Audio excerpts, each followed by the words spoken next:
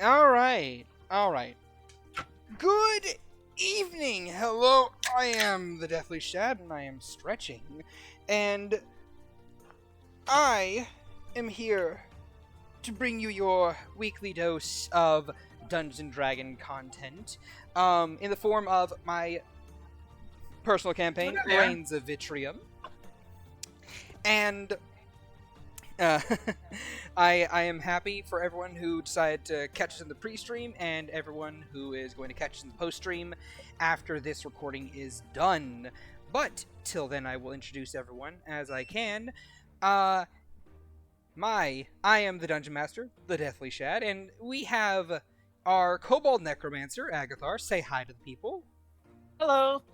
Next up, we have Percival, the halfling divination wizard. Go ahead and say hi to the people. Hello. Then we have Rensois, who just came in, the Orictali druid monk hybrid. By all means, say hi to the people. Hello. Hello. The gay panic is over. Now it's just the gay. Nice. Next up, we have Soren Wanderwind, our Orictali samurai. By all means, say hi to the people, Soren. I'm learning to play music. Hooray! And then lastly, but certainly not leastly, we have Vaelyn, our Orictali grave cleric. By all means, say hi to the people. Hello all, I'm just counting coins today. Neat! So, when last we left our intrepid adventurers, Agathar the Necromancer Kobold, Percival the Halfling Divination Druid, Rensois the Orictali Druid. Divination Druid? Divination Druid, yes, exactly, I said that. Soren, the Orictali Samurai, and Vaelyn, the Orictali Grave Cleric. The 5 party members have gotten about a whole day of rest and relaxation, at least for some of them, not so much for others. Percival and Rensois got together after a bit of a tumultuous start to their relationship, and they went out drinking and having a merry old time. Soren met his pan flute instructor Enwin, and they went and performed for a crowd, with Soren getting like a 28 on his performance check and netting like 131 gold for the two of them by himself with her accompaniment. Not that bad for a first-time player of the pan flute. Vaelyn got his shit pushed in, and then he made up ? With Lana, and he managed to reattain one of his old memories that were lost to him. Who knows if it's useful or not? And Agathar went to the school and showed off his new spell that he made personally to both the head of the necromancy division as well as the dean of the college, Miss Dralaam Rivendell. He also got jumped, but let's not cross that bridge. And he also did get jumped by an old Zenith native by the name of Jenkins, who was left behind by his country. I wonder why. Evidently he was working for someone, probably the enchantment archmage, and he felt that he could get back into his good graces by bringing Agathar to heal. However, before he could do anything, he was strangled from behind by an invisible figure that revealed themselves to be a red-furred tabaxi man that I have art for. The jumper got jumped. Yeah. Agathar got jumped, and then person got jumped. A man by the name of Grim, who strangled Jenkins to death, and then simply walked off, giving Agathar his gun as a bit of a parting gift to help ensure his silence. And with that, we will come back in to the Rains of Vitrium. And we're going to pick up today with Agathar once again, as he is in the middle of finishing the upgrades to his more permanent summon by the name of Bell, a large antler-bearing giant elk skeleton that he has reanimated up to this point in time. And that's Please, Agathar, do you want to describe what she looks like now? not until the party sees her. Fair enough. Also, the giant elk is a misleading name. She was a huge-sized creature. Fair enough. I love that it's called giant elk, but it's huge, which is Alright. like 2 below gargantuan. Alright. And it is around this point in time that as you're leaving the school, you realize that it is roughly 6 or 7 o'clock. If you want to do anything else for the day before you go back to the tavern, like you maybe had planned. Yeah.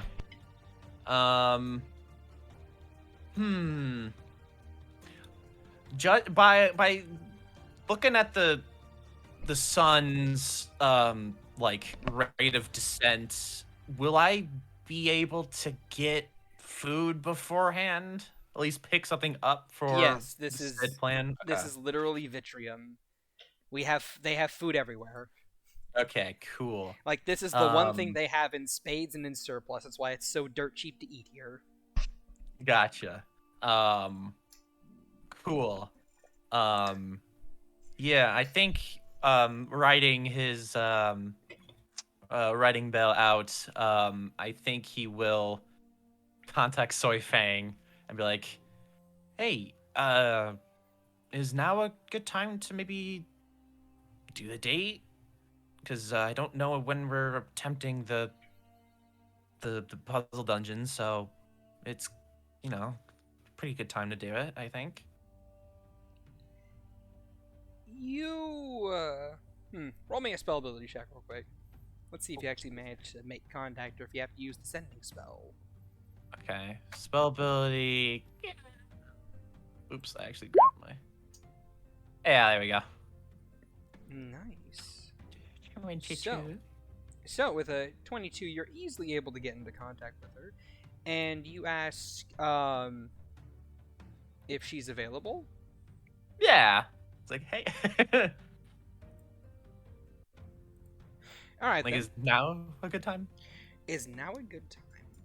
All right. You get a response. I suppose it might. What do you want? If you're not busy, do you want to do our date now?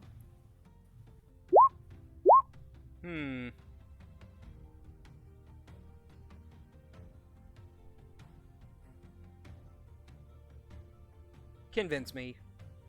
Why should I? Well, I plan on taking us to a specific spot for a specific event that I think you might enjoy witnessing, and I can pick up dinner.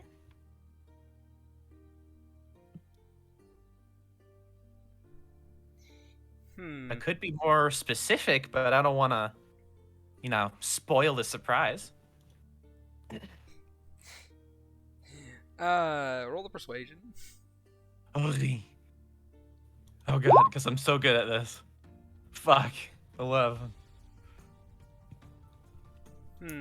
I did say I would let you go on one with me. Sure. Oh god. Where are we going? All right. Meet me at the school. The school. We're on the oh god. I always forget my cardinal directions. The sun sets in the west, right? Rise in the east, sets in the west. Yep. Sets in the west. Okay. Yeah. Meet me on the west side of the school. All right. Do you want me to be seen? Well, I would like to see you, but It's up to you. I don't really have a reason for you not to be seen. But then again, we've been getting jumped. Mm-hmm. Fair enough. Go to where you're going. I'll be there. Cool. See you then. He Bell reaches up for a fist bump and he bumps Bell's fist, and then they hurry to like a food stand. He picks up like a picnic dinner or something, and then he hurries to the west side. West. Hmm? Nothing. Just west. Anyway, so yeah. You begin to make your way over there. And as you do so, roll me a perception check. Boy, here we go. Perception. 16. Okay.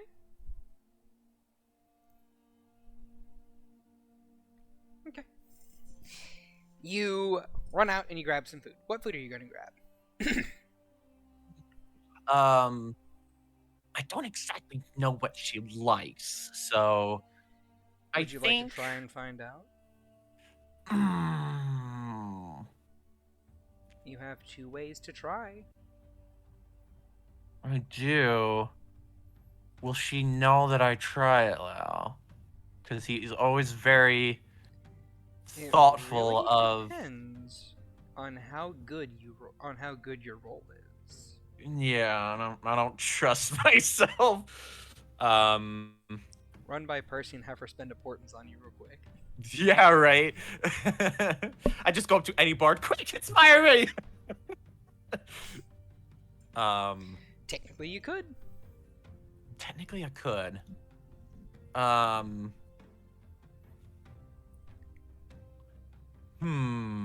Okay. Well, accessing like. See, so the thing is, he doesn't want to like pry into her past. That's like a big no-no for him. Like she could pry into him as much as she wants. He's an open book, but like I don't know. I feel like he's a little more sensitive towards her, so I think I guess he's just gonna he doesn't want to straight up ask. I want to do an insight to see what she might like. Go ahead. Well, she was a whip. You can assume she likes whips. Oh, All right, 17. A 17. You haven't seen her eat any food. Fair. And as you try to think about what she might or might not like, you get vague recollections or vague ideas of esoteric things like spaghetti or acorns. What is she like? Spaghetti. like spaghetti noodles, acorns, anchovies at one point, sardines, cookies, muffins, sugar cubes, like actual sugar cubes. You're just getting a large variety of different kinds of food. Okay. Then he will get he'll get a stir fry that has like the noodles, some like the normal stir fry sauce, and then like it has shredded up like acorns and peanuts, All right. and with a side of fish cakes, and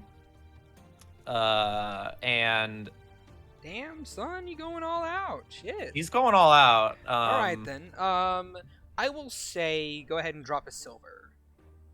Easy. Here, take a gold, keep the change. Fair enough. Agathar still doesn't really know money very well.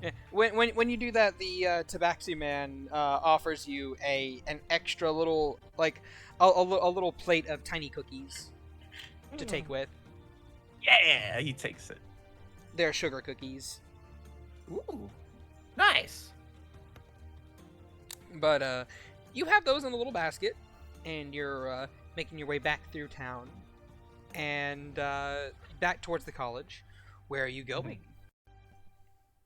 I'm gonna go on the west side, where I think that there is like a flat part of the roof. I think.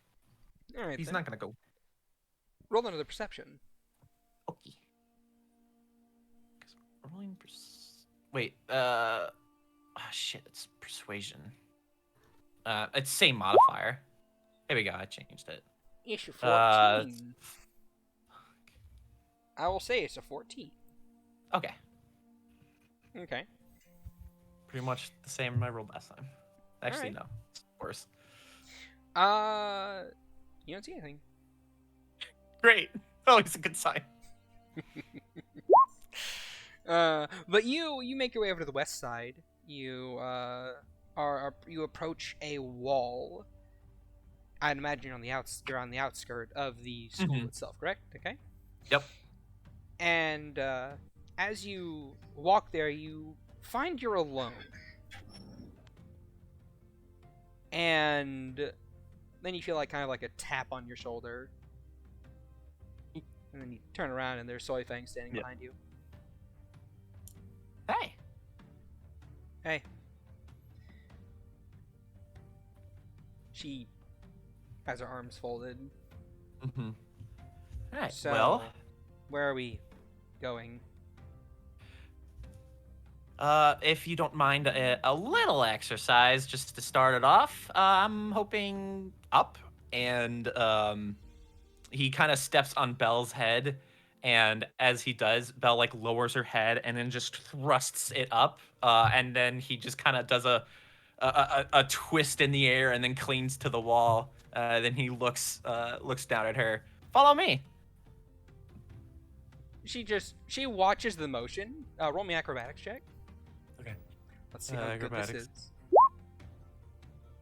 Natural 20. Oh, it's clean. I would Alright, love then. that natural 20 for a charisma, but whatever, it's fine, I'll take it. Alright. Call this Just plaster myself against the wall. call this boy So- Ajax because he's clean. Hell yeah. So yeah. Just imagine Agathar dancing around all acrobatic and shit that just lands in front of somebody. He goes, "Do you like bread too?" I don't know what you like. So yeah, you do a little flip. You land and you cling to the wall. And she looks up at you and she gives a very slight smile. And she gives a little nod.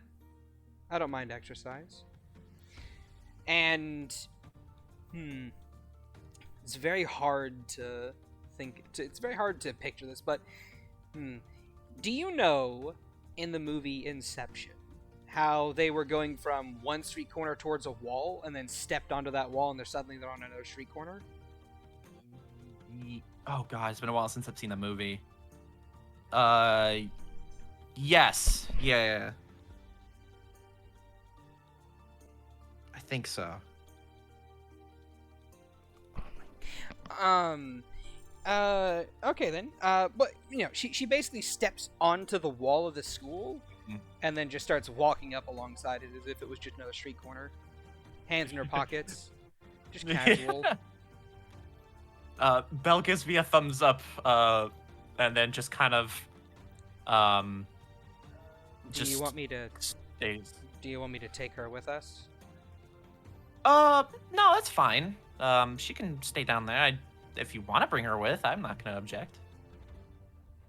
I mean, better to bring her along with than make people think that she's some kind of weird, unrestricted undead. Oh, that's true. I should have left a note. Yeah, that's fine. Alright, then, Here, I'll use my own bag. She hops back down, lands, and then just opens up a bag, which I would imagine Belle disassembles and shuffles inside of before she Yep. picks it up and cinches it closed, and then just starts walking back up the wall again. Cool.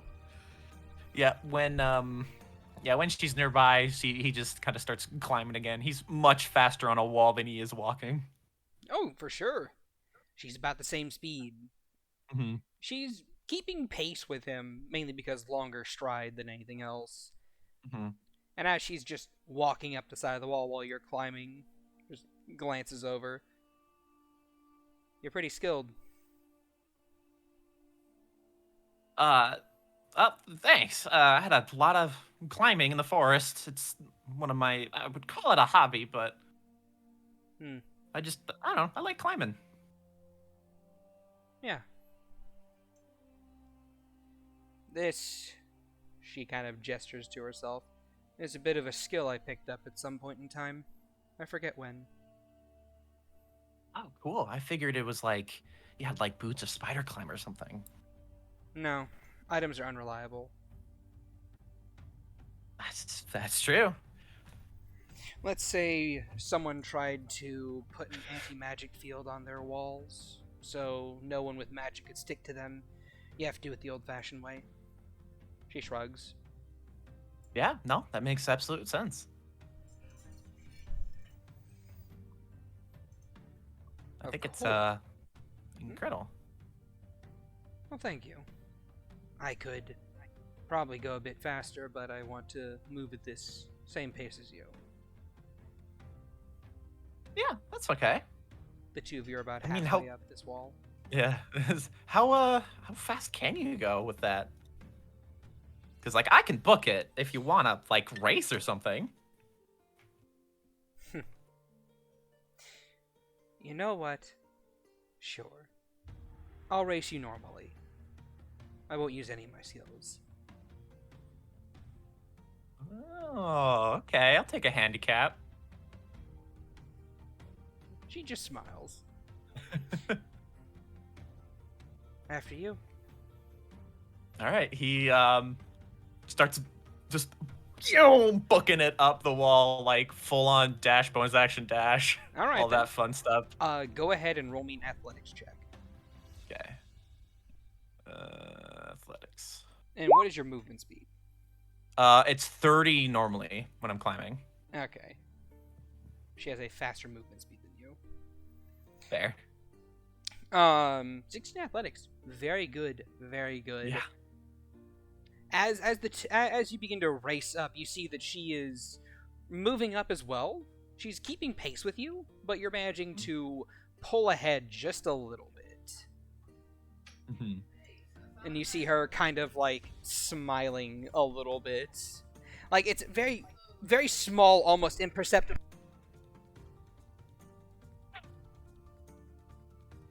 Uh-oh.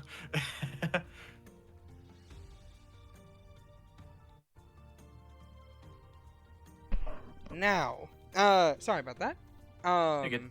So, the two of you are racing up. Roll me one more athletics.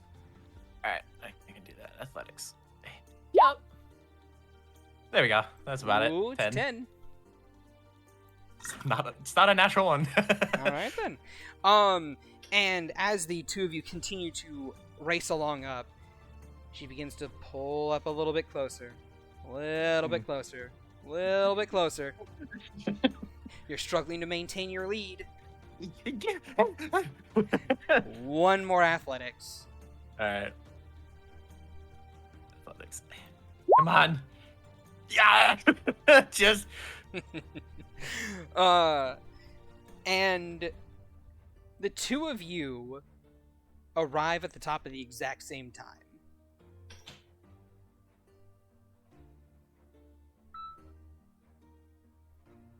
And upon clearing it, you, of course, probably like spider climb up and then kind of like flip your way onto the top of the roof. Yeah. She takes a step on the edge and like David Bowie from Labyrinth just whoop onto the roof with one foot. Yep. And standing there above you, is Agathar winded, panting, or what? He's got a little pant. I mean, he's still probably sore from going, full bore like sprint for 10 minutes, like literally yesterday. Well, his pants would be Um, little because he's a little man. he's a little man. So I You wear think little he's pants.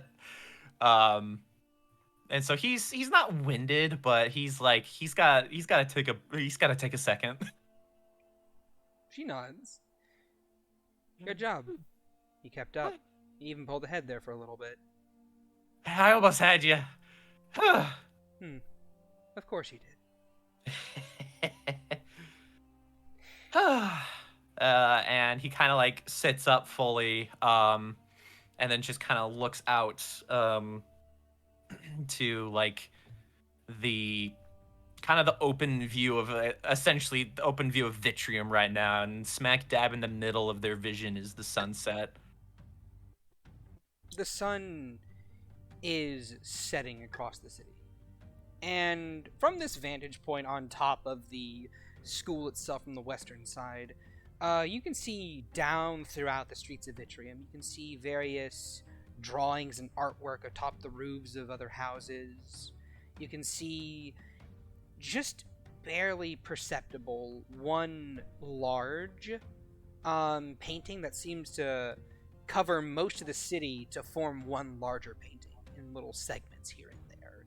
You can't quite make out what it says from this angle, but it maybe says something. Mm-hmm. And as the sun sets in the distance, you see this sky set aflame with hues of purple, orange, and brilliant, fiery reds. As the clouds seem to have parted for just this one moment. As the blue sky transitions to purple and midnight blue in the background. And the light slowly begins to fade away beyond the horizon.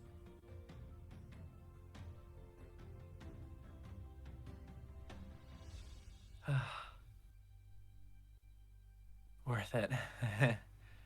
He's kind of like looks up at her. She still has her hands in her pockets, staring. It's been a long time since I've appreciated a sunset. Yeah. And what better place to do it from? We have essentially the view of entire Vitrium. Yeah. The sunlight, you can see, is kind of like catching all along her fur and appearance. You can see that purple dyeing the blue fur along her tail a bit of a darker hue. The fiery reds and oranges catching along the oranges and reds of her own fur and kind of like mottling in with one another as she herself looks like she's going through her own little sunset phase. And while she does stare at this sunset, on occasion you can see her eyes very gently flick over to you and then back. If you would like, you may insight. Lies. I would love to insight this. There we go. I was clinching. I was about to roll in that one. 21. With a 21, you can see that she's appreciative of this. And she's checking to make sure you're enjoying yourself as much as she evidently is. And you can see that she's visibly relaxed. She doesn't have that tension to her. She doesn't have her eyes wandering constantly. She's just relaxed at this moment.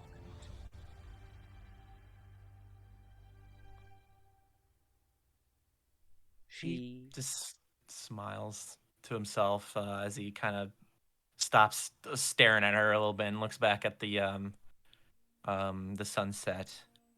And as it kind of keeps going down, he pulls out like a scroll and just kind of holds it up to her. Here, just in case, before I forget. She glances to it. What is this? Featherfall.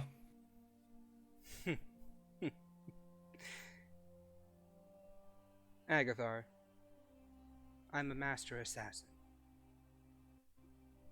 She steps up onto the edge of the building itself and does an about turn. Before she gives you a mock salute. Don't try this yourself. Then she leaps off. He clings to the edge and just kind of watches her fall. She falls, but not the rate you would think. It's more of a gentle, slow fall. A controlled one. Before she lands on the very bottom after about a couple seconds or so. And once she lands, her form flickers, and she's back on top of the roof. Well,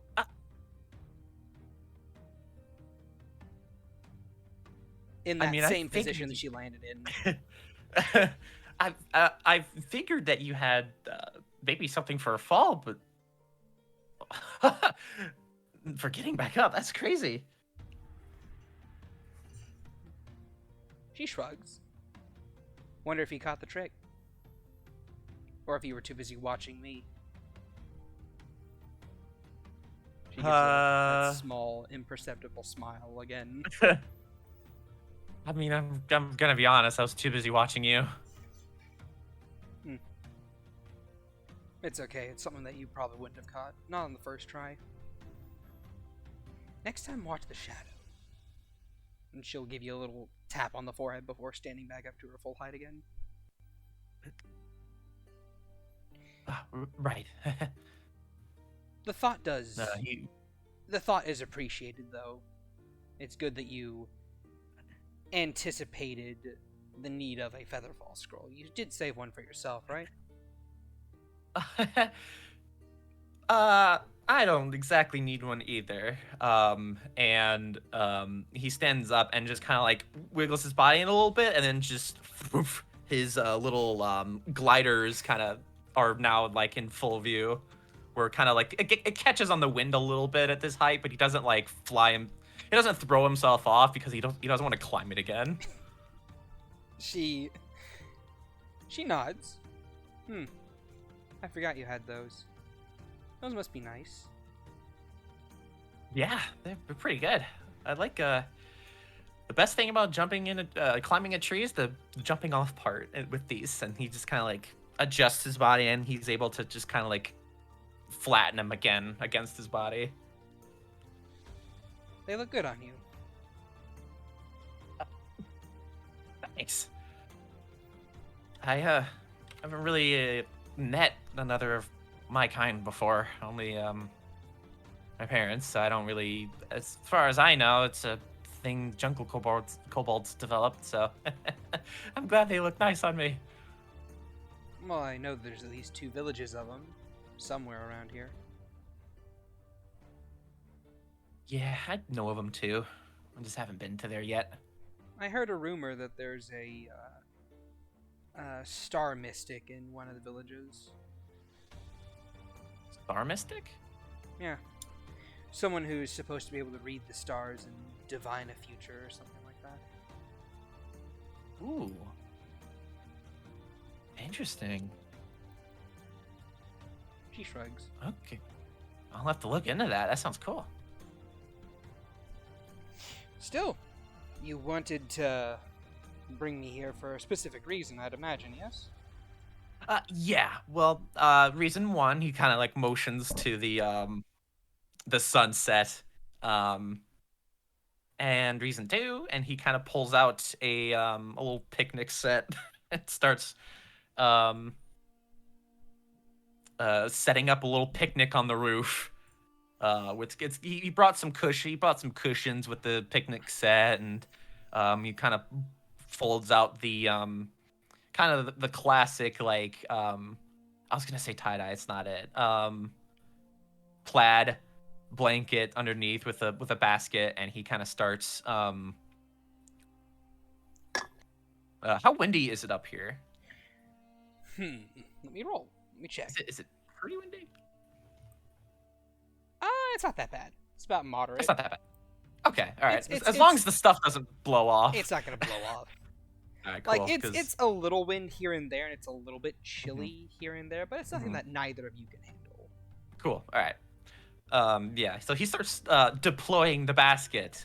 He starts setting up a little picnic, and I figured, as nice as a nice restaurant would be, I feel like something like this is a little more us.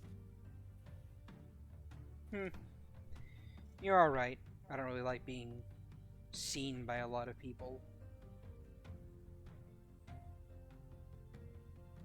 I don't blame you. It's brought me nothing but trouble. She takes a seat on her little cushion, wiggles into it. Mhm.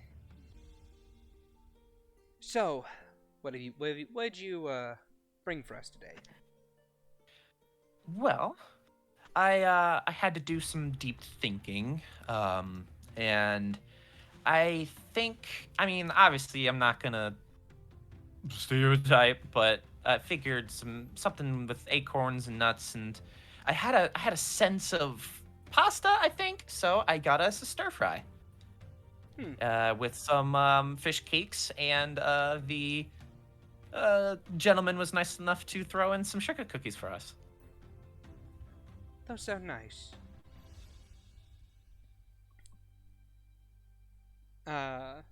Although I will say, if you got a sense about all these things, then, well, I have to tell you, none of these are my favorite food.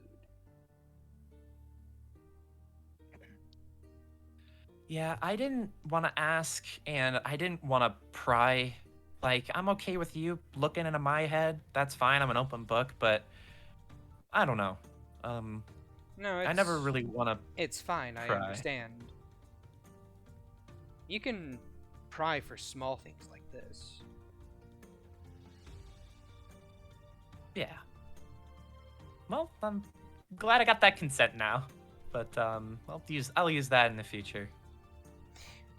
But you probably got a sense of something else if you got this wide an assortment of foods. I wouldn't worry too much about it. Well, it's something that you like, and that makes me worried about it. I'm curious. What is your food? Well, 'Cause I had a sense of acorns, sardines. she shudders. Okay, so sardines is a no. No, I ate that for other reasons. Gotcha. Okay.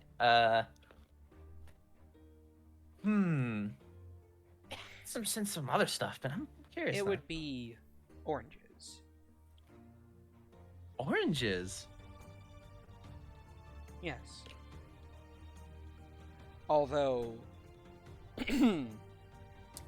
in performance of my duties, I had to eat a variety of different foods. Oh, it kind of gets it now with the sardines part. Oh. If you would tell me your favorite food, I can try and show you something. Oh God, I haven't thought of this. What is Agathar's favorite food? Or you could tell me the favorite food of any of your companions. It might be better if you told me the favorite food of one of your companions. Well, Renswell likes a good salad. Probably like a garden salad. With lots of carrot shreds. So one might say carrots are her favorite food. Yeah. Alright. She reaches into one of her bags and pulls out a couple carrots and begins to very gently munch on them. She closes her eyes and eats them. And after a couple carrots, her eyes open back up again. And she says, seems as if she is currently on a date with Percival. Wait, really?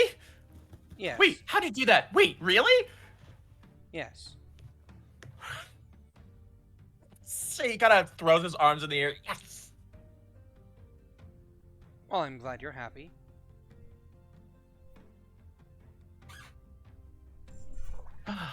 Sorry. That trick, you can, like, scry on people with that if you think about them? It's a bit more involved than that. But, in a way, yes.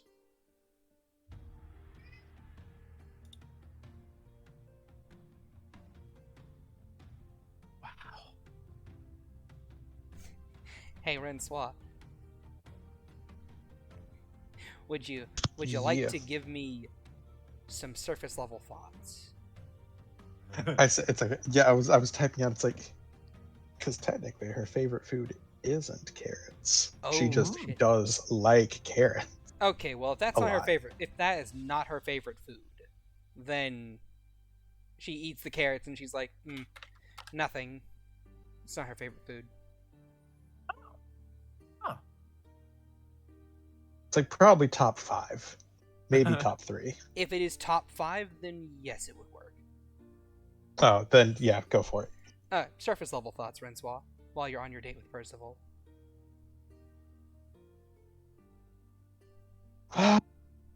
Surface level thoughts. Fuck. Yeah, probably. It's like, oh god, what do I do? What do I do? Say something clever. No, that was stupid. What's wrong with you? You panicking. see- Why are you panicking? Okay, she's laughing. Laughing is good, right? She's not laughing at me, right? Oh god, what if she's laughing at me? What if she's laughing out of pity? I'm laughing at that. and Agathar, she is basically rattling off these surface level thoughts to you specifically. Mhm. As she kind of like has her eyes up off to the left and thinking, and then she shakes her head. Yep, and that's it. That's amazing. I mean, it's a tool. Yeah, well, a tool can still be amazing. Like, you're doing that, like, without magic? Or is that, like, a sprinkle of magic? It's a skill. It's That's just- something I picked up on. It took a decade or 2 of training. I can tell. I bet. It's just, a decade of training, 10 years? I've only been alive for 8, and I've been with Mel 5 months? Like, that amount of training for that kind of skill is just, it's amazing. Sorry, I'm geeking. No, it's Here's fine. food. It's- Plate. It's nice to be appreciated. Yeah, it is.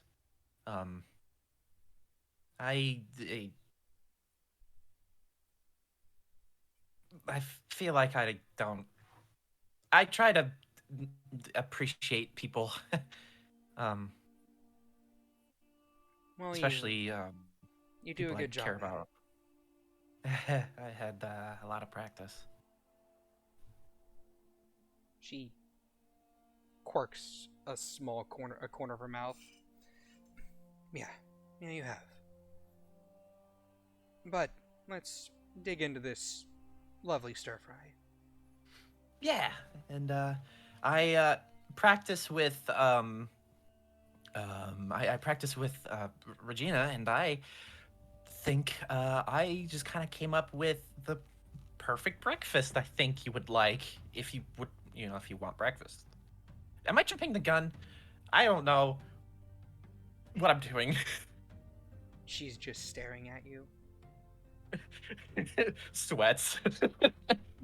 It's like, ah, yes, this makes me feel comfortable. It's just one of those days. She slowly lifts up the fork to her mouth and takes a bite while just watching you. He's squirming. Now his surface level like, that was stupid. Why would you say that? Oh god. Oh god, she knows that I said that in my head. Ah! Oh no. Shut up. Agathar mastering the straight panic. No, no thoughts, head empty. No thoughts, head empty. You're supposed to be empty. You're supposed to be empty. So yeah, she's staring at you. Do you keep rattling off? I think he just starts digging in. like nervous eating. Like if he doesn't shut the fuck up, he's gonna like throw himself off the tower. She finishes her current bite, and then she lowers her utensil and just says, "You could have kept going. I enjoyed hearing you." Just the sound of cobalt panic, or just sort of the sound of my voice. Why would I say that? I'm sorry. Wait, you're doing this on purpose. Maybe. Takes a slow bite.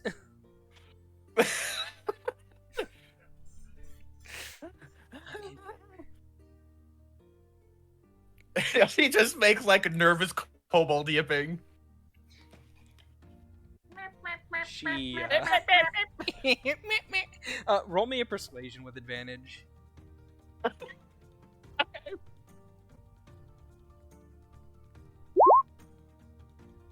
Not 17. bad.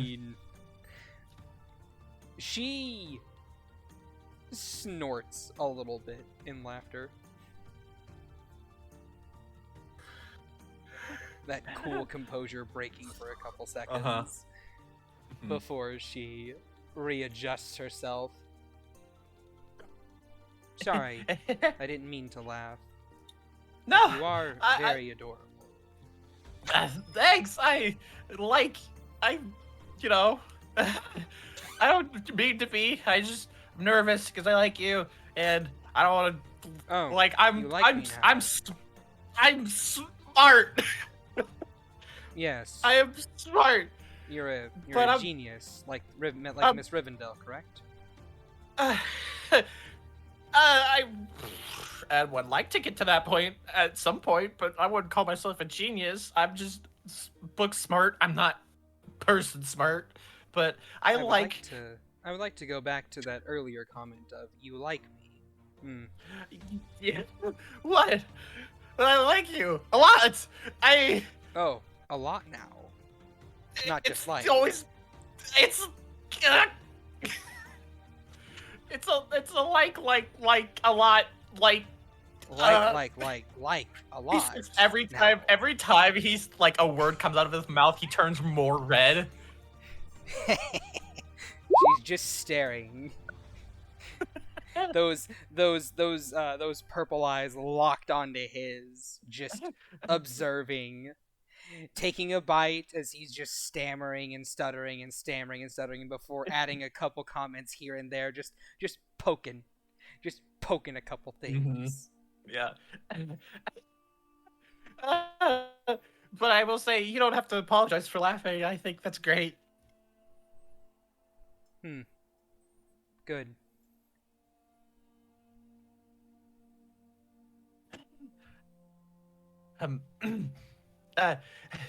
He takes like a couple of breaths. Sip of water, chugging, just Yeah. Yeah, he pulls it as a water skin, just like takes a big drink of it. And she then sits he down just her like, empty plate and pushes it forward. Yours is about halfway empty. yeah, he's too busy yipping.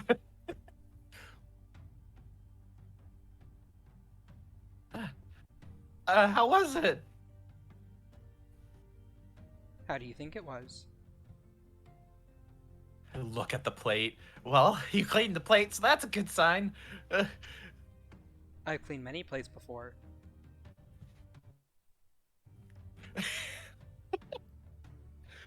He sweats again.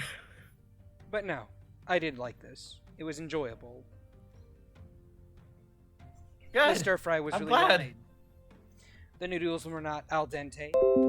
The sauce itself was very enjoyable. And the addition of acorns and pecans gave it that much needed crunch.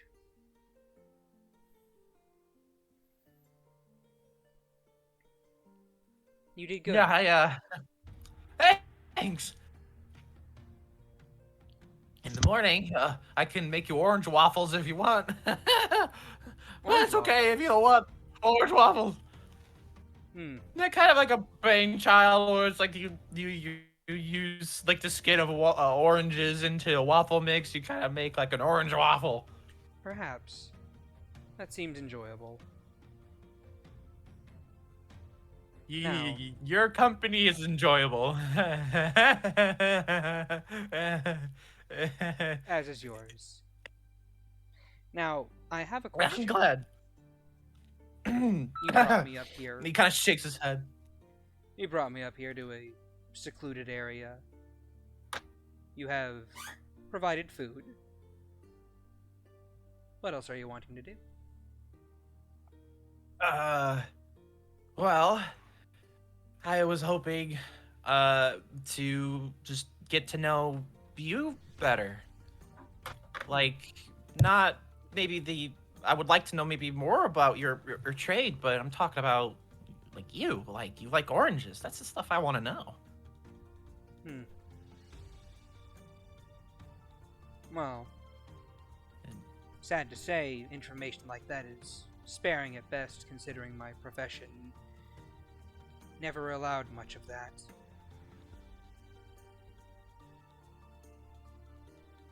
Fair. Very fair. But, you make your own rules now, so you're free to do whatever you want. And obviously, I'm not going to push anything. I'm happy to listen with whatever little you want to share. I'm cool with that. And obviously, you're free to ask me whatever you want. Like, it should be an even, you ask me questions, I ask you questions. I'm pretty sure you know. She holds up 3 fingers. You get 3 questions. Any 3 you want. Oh. Okay. Oh god. I have to think about this.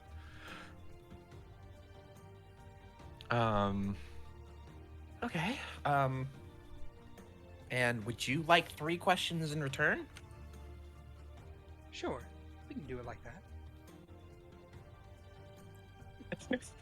First question. Fuck, marry, kill.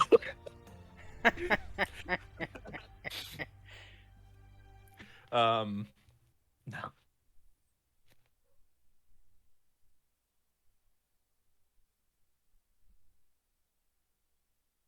Yeah, no. Like, yeah, you get 3 questions of mine and as well.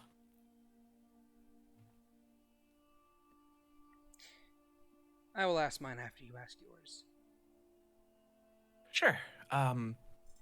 While you're thinking about those, let's flip over to Percival. Okay. Oh god, I gotta write this down. Oh god.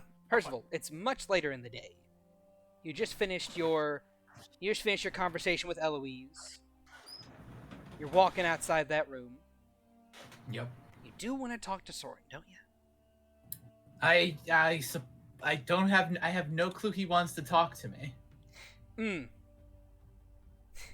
Damn it. Soren, you're coming upstairs from your drinking downstairs.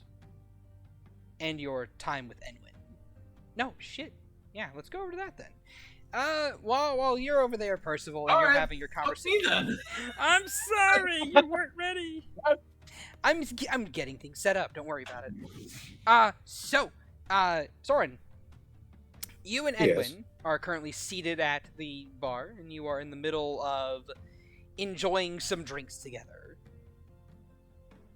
She gives you a wry smile. Not bad for a first day Not bad for a first day, right? Not at all. I'm probably going to be holding back on this. He says, holding up his drink, because I think I might have gone overboard yesterday. So, Oh, why is that? drinking competition. I'm not very Ah, well. No, well, I'm not very well developed for something like that. well,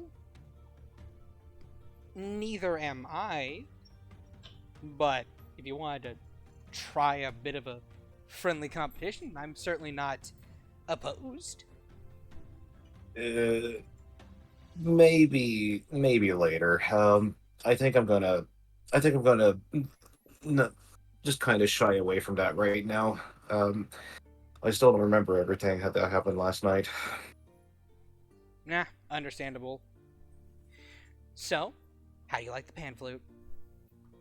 Your instrument of choice It's still? Or do you have another instrument you want to learn?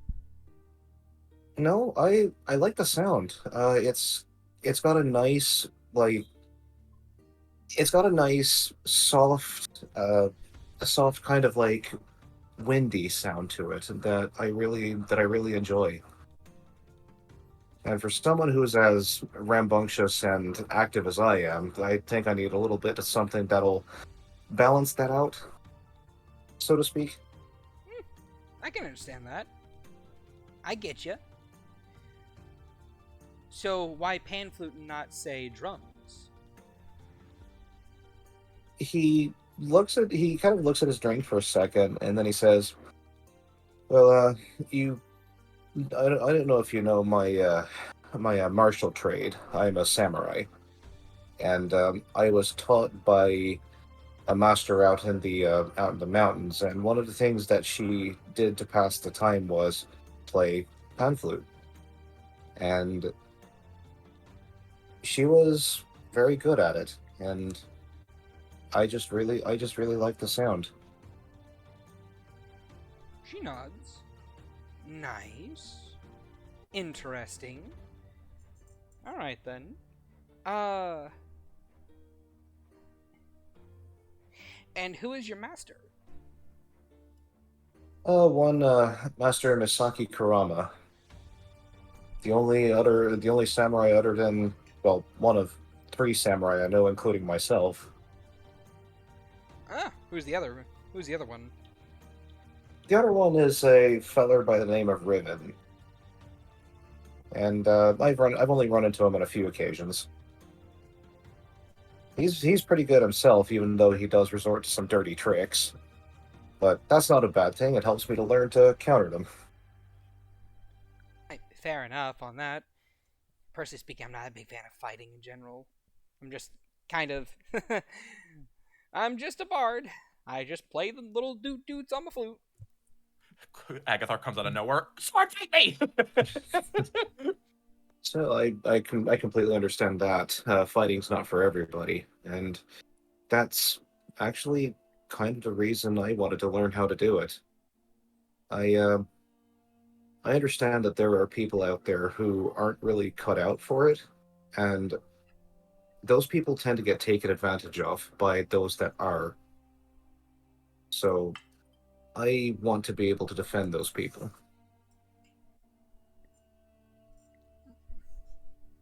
She nods, lifts up her glass, and goes, "Here, here." Here, taps it. She taps your glass back. My older brother was the same way. She looks a bit solemn. You care to talk about it? Him? Well, it's a bit of a situation. If not, that's fine. I mean, It's no, just a personal interest. Just curious. It's fine. It's fine. I don't really mind talking about it. It's just a bit hard to work up the right words, you know? Well, like I said, if you don't feel comfortable about it or you need time to think about it, then you don't have to talk right now. Well, I don't mind talking about it. Uh, well, basically, my brother was a member of the army over in Morningwood, and well, one day on an excursion to the outskirts of Morningwood to try and see if the bramble is spreading a bit too far into the land.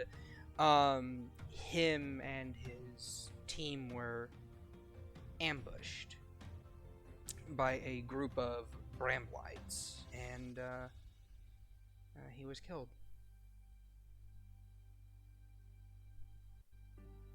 His, like, Soren's smile just immediately disappears there, and he says, I'm sorry. I don't know why you're apologizing. It's not your fault. Well, no, but... Well, no, but it's just... that kind of pain can't be easy. No. But he was both lucky and unlucky. They weren't. They didn't infect him. They turned him into a powder.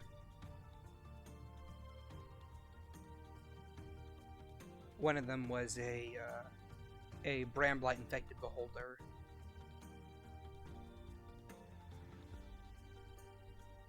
This news kind of gets him to think a little bit. Did you ever get a description of the creature? No, I didn't. But I was told that later a adventuring party came and destroyed that collection of bramblites, and even though that grouping of adventurers was fairly strong, even one of them still fell to the beams of those bramblite infected beholders.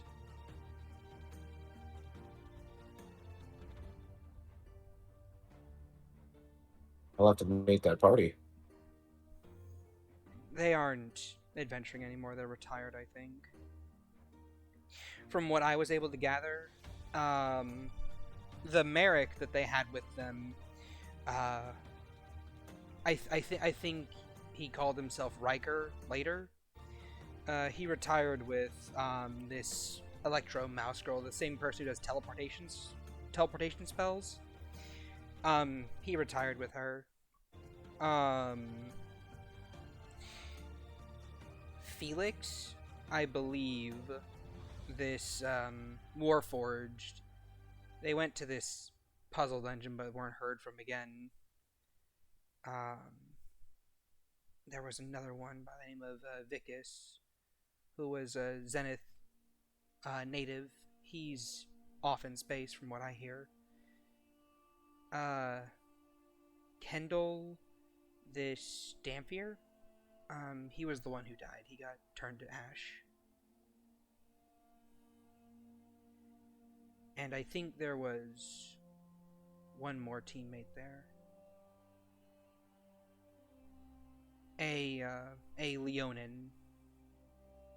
I think he was turned to stone, but he got restored. So he's fine, but he's retired and living in Lake Post now.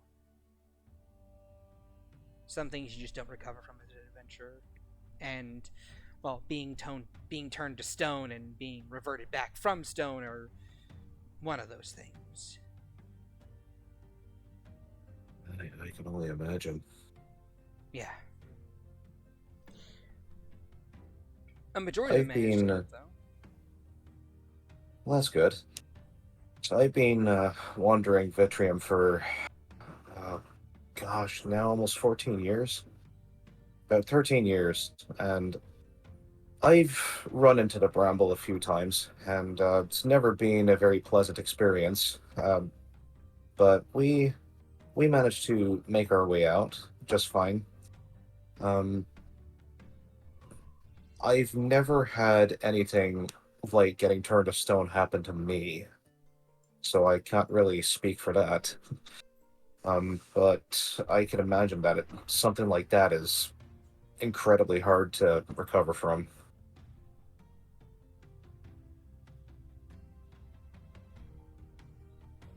Yeah, just a little bit. Well, I hope he's living a good life now. From what I hear, a majority of them are. Or the ones who aren't lost to the ages.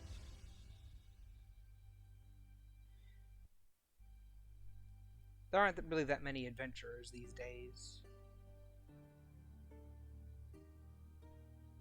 It can be a fulfilling experience, but you have to be ready to fight for one, because you will run into trouble, whether it be the everyday bandit like I've encountered on a few occasions, or the every once in a while bramblite or forest monster, and he just kind of like turns away and says, "Oni." That can also ruin your day. A what? An Oni, um, Oh, a type of demon. huh. And what Oni ruined your day? It was an interesting type. A almost looked like an amalgamation of all kinds of different animals together, just all together, just constantly changing, and just constantly just swirling and changing in on each other. The bastard chased me for about a few weeks before I ended up on Sensei Masaki's doorstep. That's where she trained me to fight. I trained for a good long time and went back out into the forest and slew the creature. That was my rite of passage. He says as he looks simultaneously proud yet a little troubled. She puts a hand on your like on your forearm and just kind of like rubs there softly. Just stares into your eyes. I'm glad that you're still alive,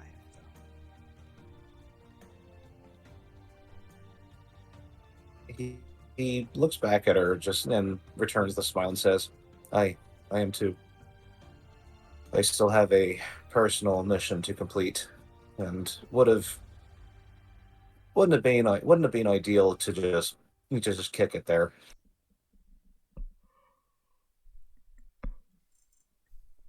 Yeah. Um, and she kind of like lifts her hand off your forearm. Well, did you want to do anything?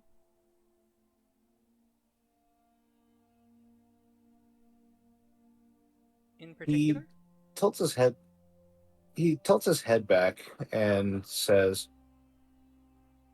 dinner sounds good. I don't think I've eaten yet. I don't think I have either. Yeah, let's get some dinner. You and I and you. Yes. He looks back over at her and goes, "All right, that sounds like a plan. But quick question. Is it proper for a teacher to be going to dinner with her student?" She He looks up says at with like a you. wry smile.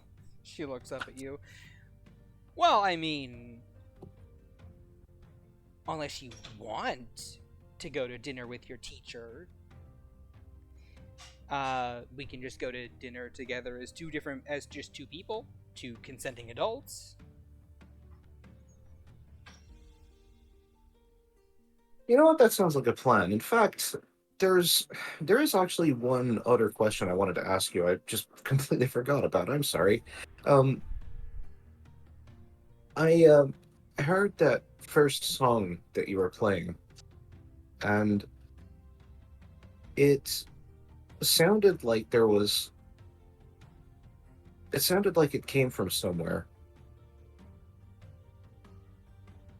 Oh. Well, it's quite simple.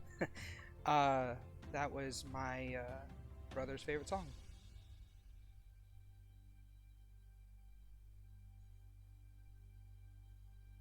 I'm sorry, I didn't mean to bring it back up.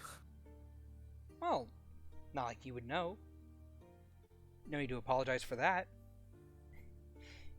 What are you gonna say? You're sorry if I trip and fall over my own feet? Well, no, because that's clearly your fault. That's all you. He says as he smiles again.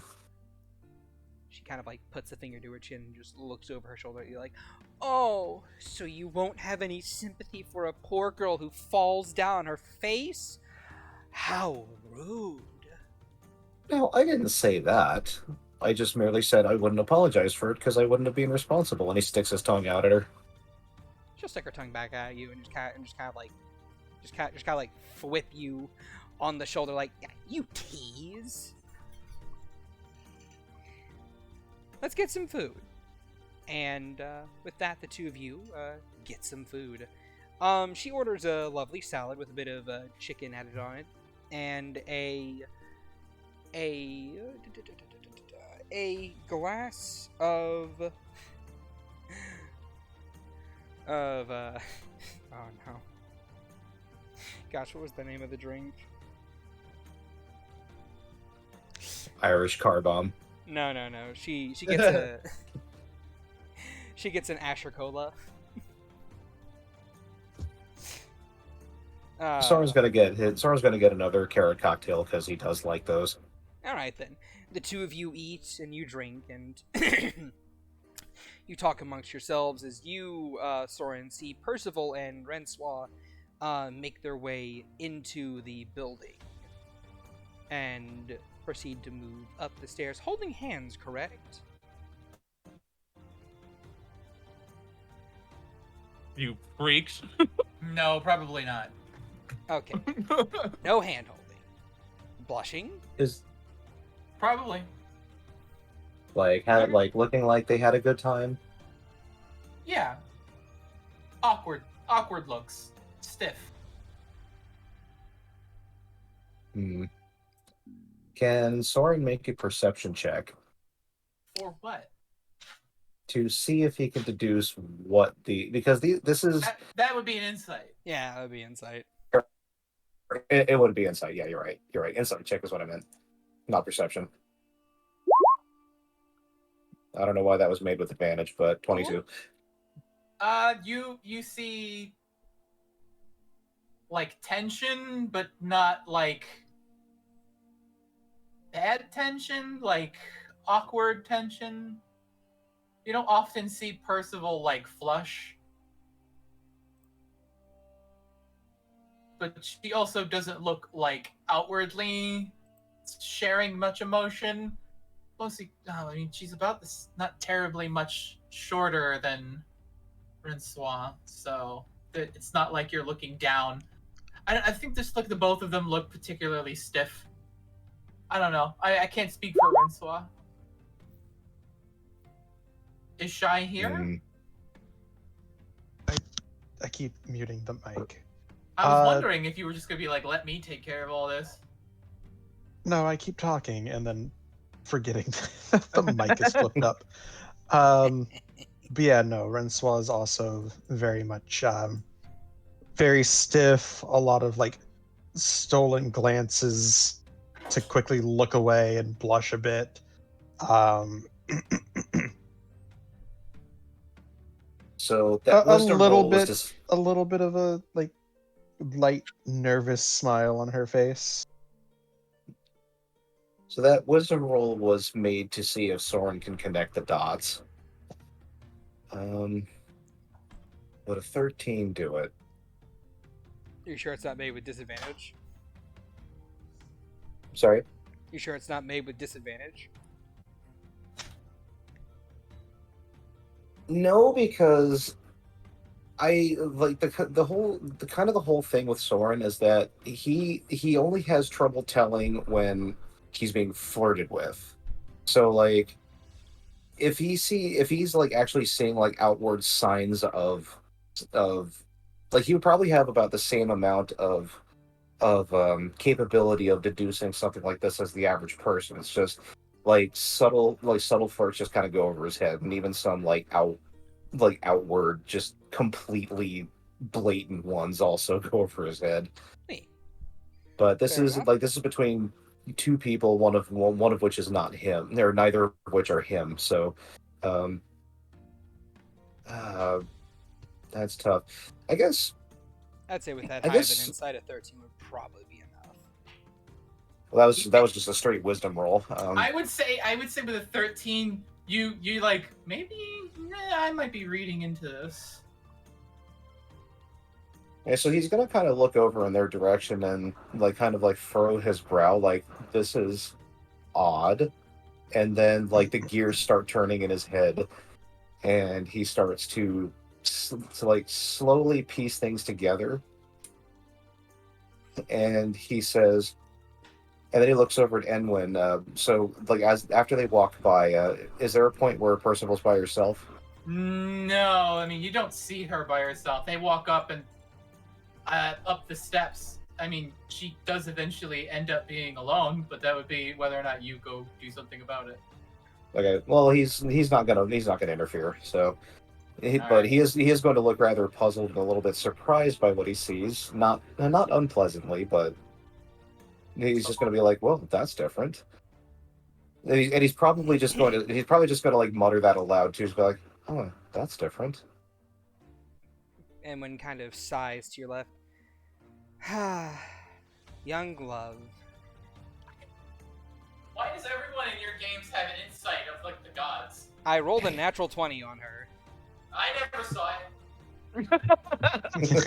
Of course you don't. I secret roll that shit. I can. Sure you do. You want me to post it? I'll post it right here. Post it. All right then. Shad says as he just keeps rolling until he gets a nat 20. Goes, ah, there. Sorry, the thing's not working. Sorry, the thing's not working. Sorry, There the you thing's go. not working. Yeah. Never doubt me again, okay? I will always doubt you. Constantly doubt you. Always doubt you. Nothing but I doubt. doubt you're doubting. But as she says, as Edwin says this, like Soren just kind of like his head turns like quickly to like look at her and goes, "Oh, I was actually feckin' right." She does a slow turn to you. I'm sorry, what? Oh, and he kind of chuckles, and goes, "Sorry. One thing I should probably let you know about me is that, so I was a little bit of my history. I was a member of a tribe that traveled outside. That was a nomadic tribe. They traveled outside of the boundaries of Vitrium, and I was exiled when I was 13, and I've been wandering Vitrium ever since then. So I haven't really had much opportunity for social interactions. It's been mainly just me in the forest every once in a while. Really, they're really my group of friends here. Those two included, as he points in the direction that Renswa and Percival went. Goes, they're actually the first group of real, actual, like, close friends I've made since then. So a lot of these signals tend to fly over my head. So you're saying that flirting and the like tends to go over your head, and people you don't really tend to notice things like that, correct? Here's the weird thing. I've been told that I've been courted on numerous occasions, but never knew it when it was happening. Hell, you could have been flirting with me this whole time, and I'd probably not know it. But when it comes to other people, and I can see the outward interactions, sometimes, rarely, but more often than with myself. More often than when it's happening with myself, I can usually pick when something's happening. some of the time I'm wrong, but this time I wasn't. And he looks a little bit like he looks a little bit forlorn for a second, and then smiles and says, This development honestly makes me happy." Well, why'd you look forlorn there for a second? Oh, there's just a internal reason. It's not important. I guess it's because that's something that I've been looking for a while, and haven't really been able to find it because of, well, what I just told you about.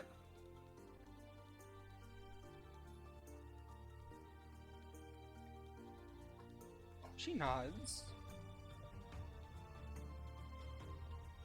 And then she has a bit of a light bulb moment. Carib Atchan. Or Atcha. That was his name. He turns his head and goes, "Whose name?" The name of the retired Leonin. Oh, Sorry. One of those things that was No, on the it's tip of my alright. tongue. that's all right.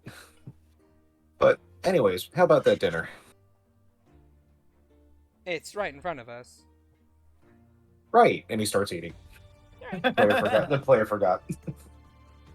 She eats as well, and after a moment or two, whenever she finishes eating, hold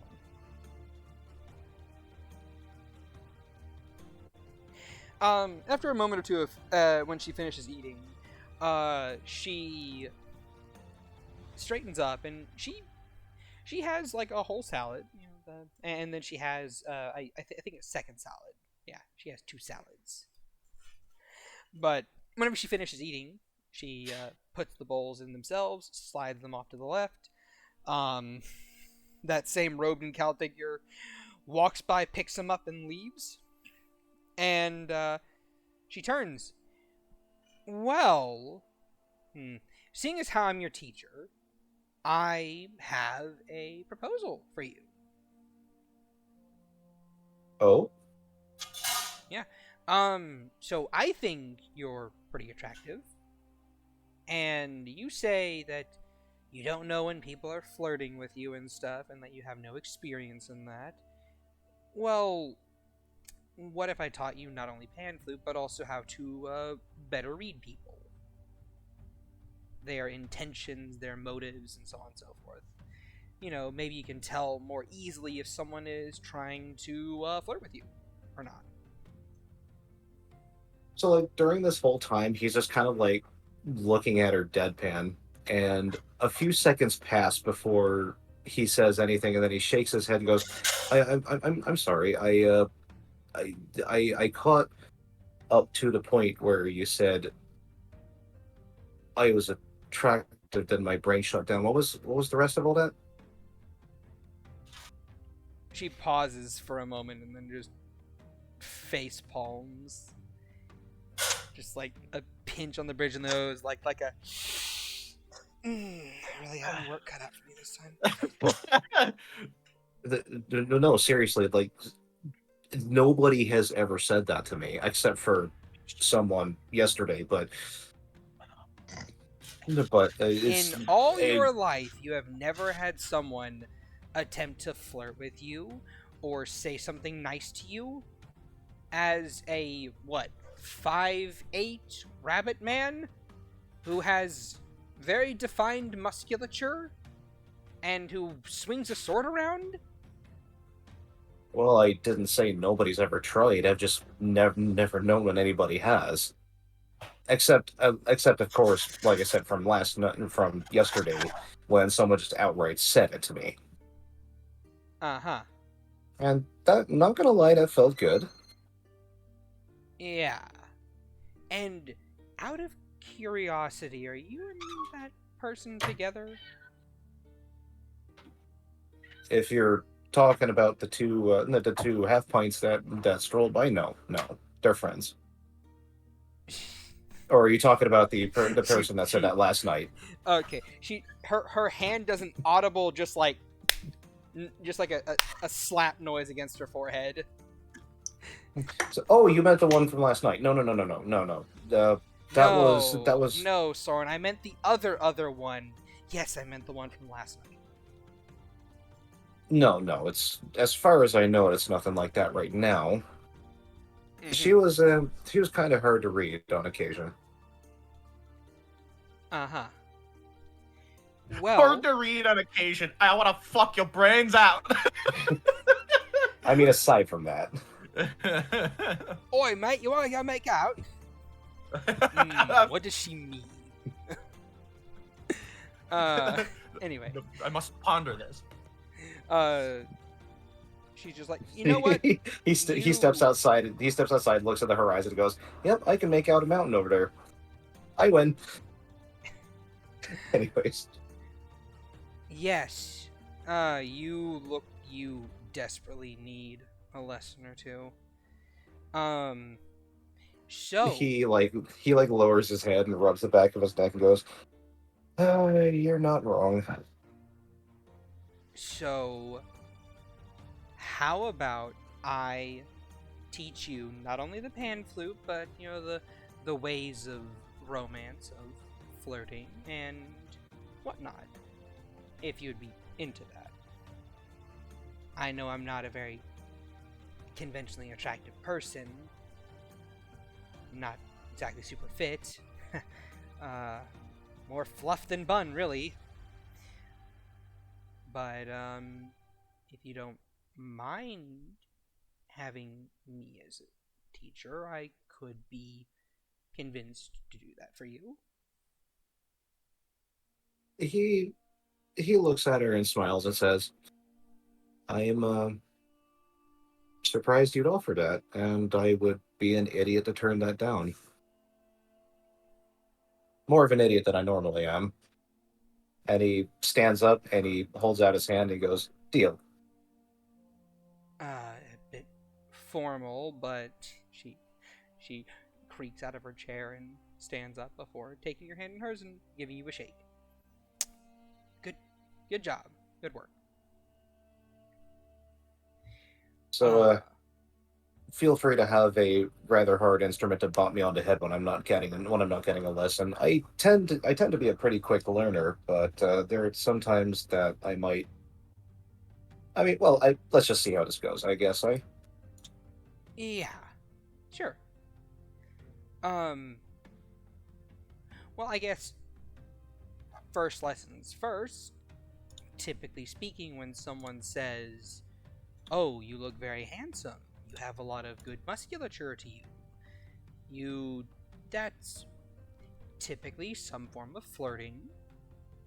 And normally you would want to reciprocate that if you found that person to be attractive, or if you found them to be not so attractive, then you would just not say much of anything. You would just thank them for the compliment as you already have, I suppose. All right. Then let's give it another try. And then he stops and he's like, "That kind of makes it sound like I just enjoy hearing compliments of myself. No, this is purely educational. I swear." Uh-huh. She gives a very soft smile. Yeah. I'll bet.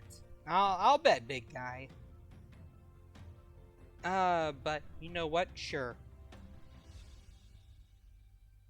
She pauses for a minute, thinks, and she puts her hands under her chin. Oh my, Soren, the way you swing that sword of yours is just so... Oh, amazing. He puts a knuckle to his chin and he thinks for a second and goes, and then he puts a finger in the air and says, "And the way you danced with that flute is very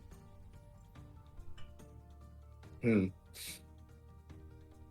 He just She makes a rolling motion with her hand, like, come on, You almost got it. Elegant. That was good. Eh, That was a good first attempt.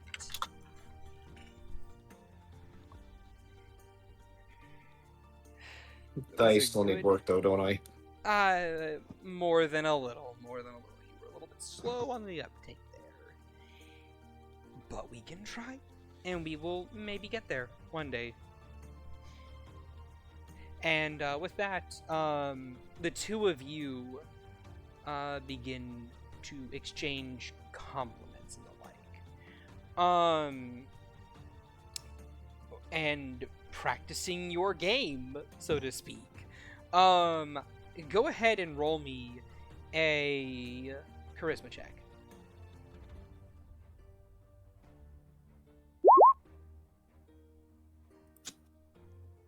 Okay. All right. Not bad, not bad, not bad. You do well. But after another, I'm going to say, half an hour to an hour or so, she begins to pack her stuff up. Well, that was fun. I'm gonna go to my room. Okay, and can I also say I was a little surprised to hear that you were coming all the way out here just to train me. Well, why wouldn't I? I mean, it's halfway across the continent, isn't it? I mean, Across the there is the country, monorail yes. across the country, yeah. I mean, it's a day travel. She shrugs. This is part of my extracurriculars. Well, I mean, kind of.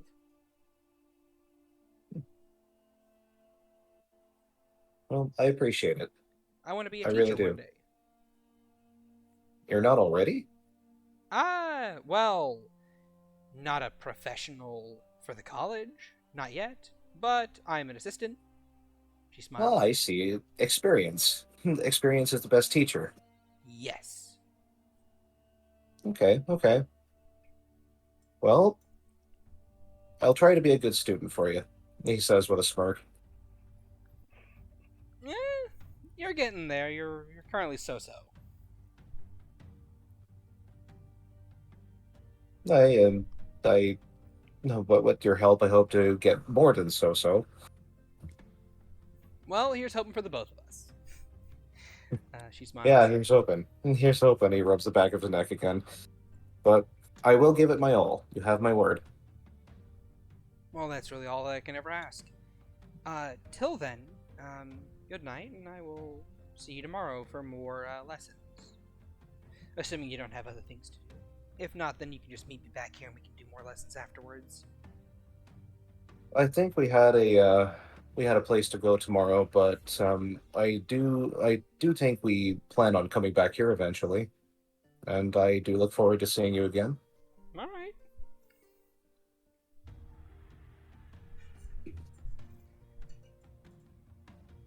That is good. Then yes, off to bed I go.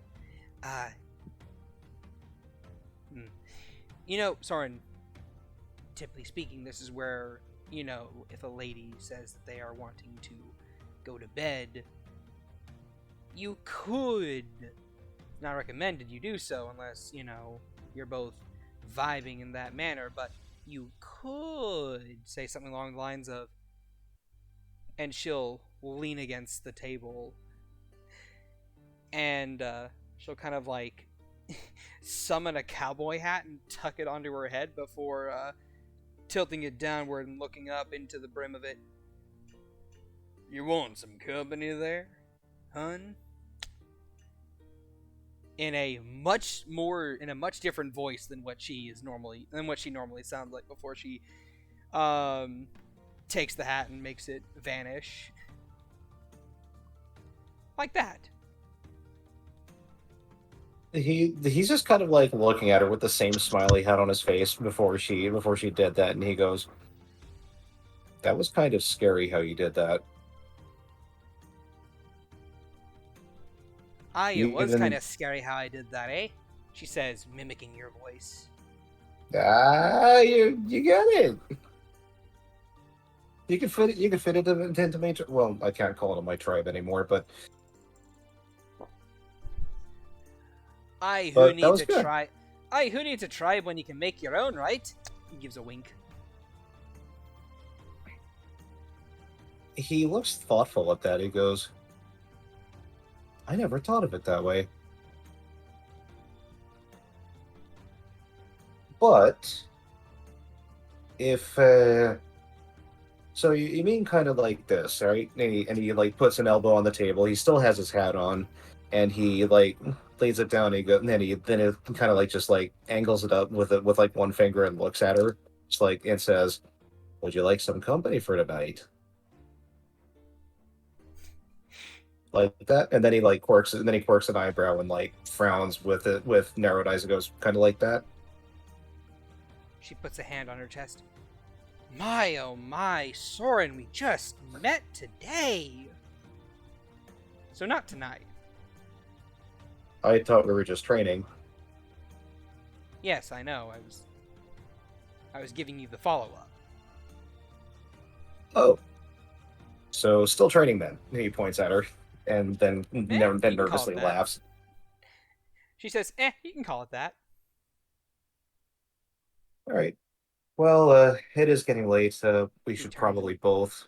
She does We an should about probably turn. both get. Yeah, she does an about turn, begins to leave off. Yep. I'm going.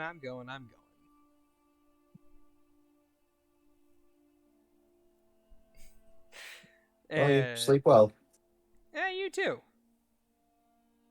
And she disappears up the stairs. You going upstairs after? What time of the night is it? It's not super late at night. It's around like 9:30ish, 10ish almost. He's going to go. He's probably not. He's not going to follow her to her room because, like she said, they just met. But he is going to go up to his own and then stop and look towards Percival's door. I'm still outside. I'm just coming out of Eloise's room.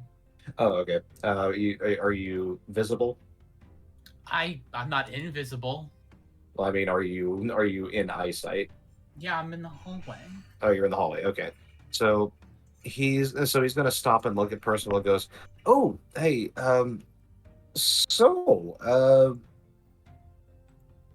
how are things?" Good. Just good? Narrows her eyes at you. Yes. Why? Well, because I couldn't help but notice, I know, surprise me noticing this, that you and Renstor were a little bit happy, and he's actually saying this with like a genuine warm smile. Her face wrinkles in every way possible. As she kind of like frowns at you deeply as her face flushes. Yes.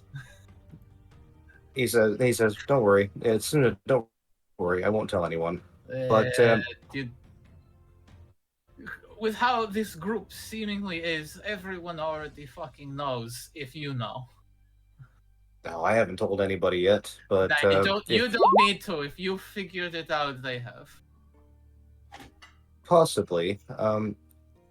But there, and he like kind of stops for a second, and his brow furrows and his eyes narrow, and like almost like he's just like, "Oh shit, I just thought of something." And then he says, "Is it all right if we talk about a couple of things?" Sure. I don't have anything else going on tonight. He goes, "All right. If you do me a favor and follow me." And he goes to his room.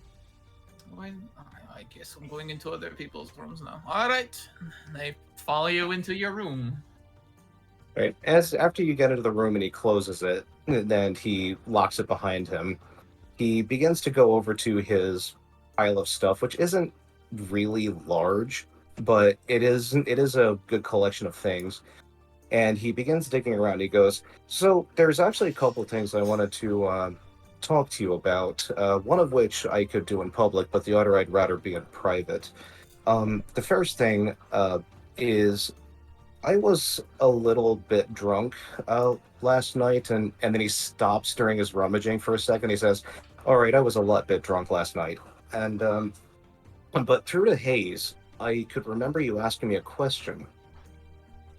And that question was if Wonderwind was my birth surname or my chosen one. Ah, yes. Is it? Would you mind if I asked you why? She looks away, almost with like a playful sort of smirk, with a shrug. Perhaps I was doing my own research into where your family might be. He smiles, and he turns to look at her with a smile, and he goes, "Why, Percival, I didn't know you cared." I told you all I cared more about you than anyone else when you found my secret out.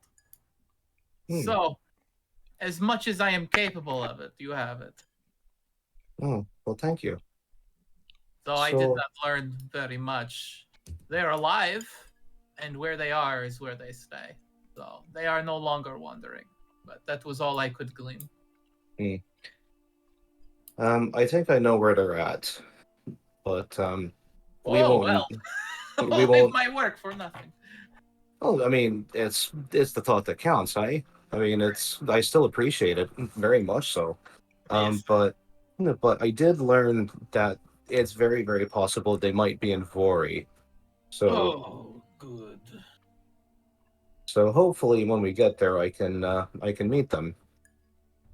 Now, as to the second thing, he says as he looks a little bit nervous and he's still like fiddling through his things, and he goes, "Ah, God, where the fuck did I put it? Ah, here it is." And he pulls out like a small scroll case that seems to have like a thin layer of dust on it, like it hasn't been touched for a while. And he says, "So, and he's kind of like nervously holding it before he turns to look at Percival, and he approaches her, and he says, "This here is, I should, you should. Why don't you look at it first before I explain what it is?" And he hands it over to Percival.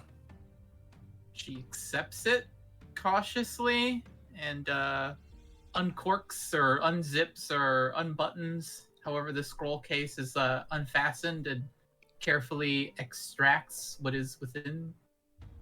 All right, and what's within is small enough to be like a spell scroll, but the paper looks more like what Soren draws on for his calligraphy. Rice paper. Yeah, and I'm assuming she unfurls it. Yeah. So on this sheet is kind of like a rolling like green plains with a cloudless sky, and standing in the front are two subjects, two people. Both are Orictali, and both are female Orictali. The one on the left is wearing like a long flowing red kimono and is posed in such a way that her left hand is like hanging down at the side, and her right hand is holding a knuckle up to her chin as she looks up to the sky. And the other one is the same Orictali, but in kind of like a battle pose and in battle garb. And that's the one that kind of gets you to realize who this Orictali is. This is this Orictali basically has Rensoir's staff, Rensoir's garb, and basically all her same markings and everything. And it's basically two portraits of Rensoir. I tilt my head at it. He says, and he's looking like very, very nervous at this reveal. How old is this scroll? Can I assume? It's probably like, how long has the party been together? Oh geez, like I want to say a month. In-game months? Yeah, like a month. Just a month. It's been more than a month. Yeah, I would say I literally have to keep count. It's been more than a month. No, okay, Yeah, yeah, I think 2 it's like months. 2 months. So it's probably about several weeks old. And Like you painted this several weeks ago? is that Percival asking? Did you paint this? I did. And there's a reason that the portrait of Rensois exists and I don't have a portrait of anyone else.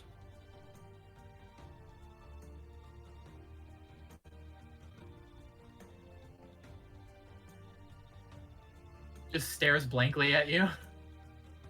So, have you heard of the saying that it's always a bad idea to keep your feelings and emotions bottled up, kept inside you, because eventually they'll come out and explosively and at the most inopportune times? I might have heard of this. I may not be the best practicing individual of it. He gestures to the portrait and says, "That is my method. That was my method of expressing some feelings I had, and to be honest, kind of still do." Just turns it to the side a little. Let you see Francois in two lights. I mean, that was just to capture the multiple facets, two of the multiple facets that I've caught of her. But I might actually also have some feelings for her. Now, that's not the reason that I'm showing you this. I've already accepted that I'm not a good match for her, and I would not be good for her. She needs someone who's a little less outgoing than I. He says with like a wry smile. But I do treasure her friendship, and I feel like her knowing about this would only complicate that in a way that would be not good. And okay, yeah, I mean, Shy Soren doesn't know that, so Oh boy. Soren doesn't know that, so but he basically says this portrait was just was basically just my trying to express that and come to grips with what I was feeling, to get to the bottom of it and make a decision as to what I should do. Now, like I said, the reason I'm showing you this is not to tell you all this. This is just to explain why this portrait exists. The reason I'm showing you this is because, you know me. I don't compliment myself at all, if not very often. That's my best work right there, that you're holding in your hands. And it's just been up here collecting dust, just stuck in my things, just not doing anything, not being viewed, not being seen, not being appreciated. Now that I know that Rensois is with someone that really cares about her and can take care of her, I felt like this was this could be another excuse that I could take it out of hiding. Maybe it could be a gift that you give her. I can't do that. Why not? I didn't make it. No, you commissioned me. He says with a wry smile. Because let's face it, she's gonna know I drew it.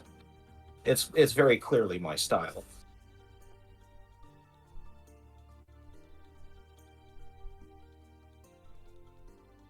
She's just standing there looking at this for a moment as her hands kind of slack a little. As she like carefully rolls it back into a scroll and slides it into the holder, sealing it. I am certain there will come a time where she will need a shoulder. And if I am not available, I feel like you'd be a good stand-in. And another thing, before she interrupts you, art is for the artist. Those who view it are privileged. Be happy that you created it. It doesn't need to see the light of day to others. I can't take credit for this. And I wouldn't feel right lying about it either. It's not something I enjoy doing to people I care about. He nods and says, "That's understandable. I have a hard time lying about it too, or lying about things too. This was a lie of omission, but it was kind of wearing on me, and I will say a lie of omission entails that someone asked, and I don't believe this really counts. he thinks about that for a second and says, That makes sense. That makes sense." It has to, or I would have all sorts of feelings about things I've done. Hmm.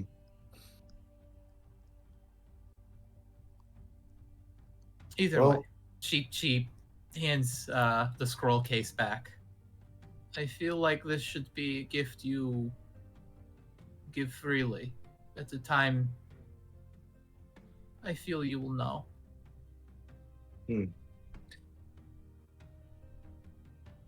All right. And he turns to put it back into his things. He says, I wasn't 100% sure if you would accept it, but I suppose it was worth a try, and I appreciate you hearing me out." Of course, I have the utmost respect for you.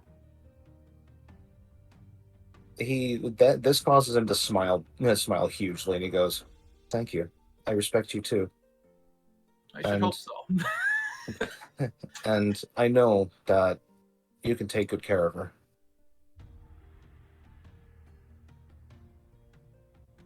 I mean, to be honest, the thing I want the most out of this is for her to be happy. Well, I intend to do my damnedest in that respect. Good. Right. This is strangely awkward already, so but I thank you for hearing me out. If you ever change your mind, it's here. I can't bring myself to destroy it. So Well, I think a time will come and you will know. And when that time comes, it's one of those things, if you had to ask, the time was not right. I've known many moments like that.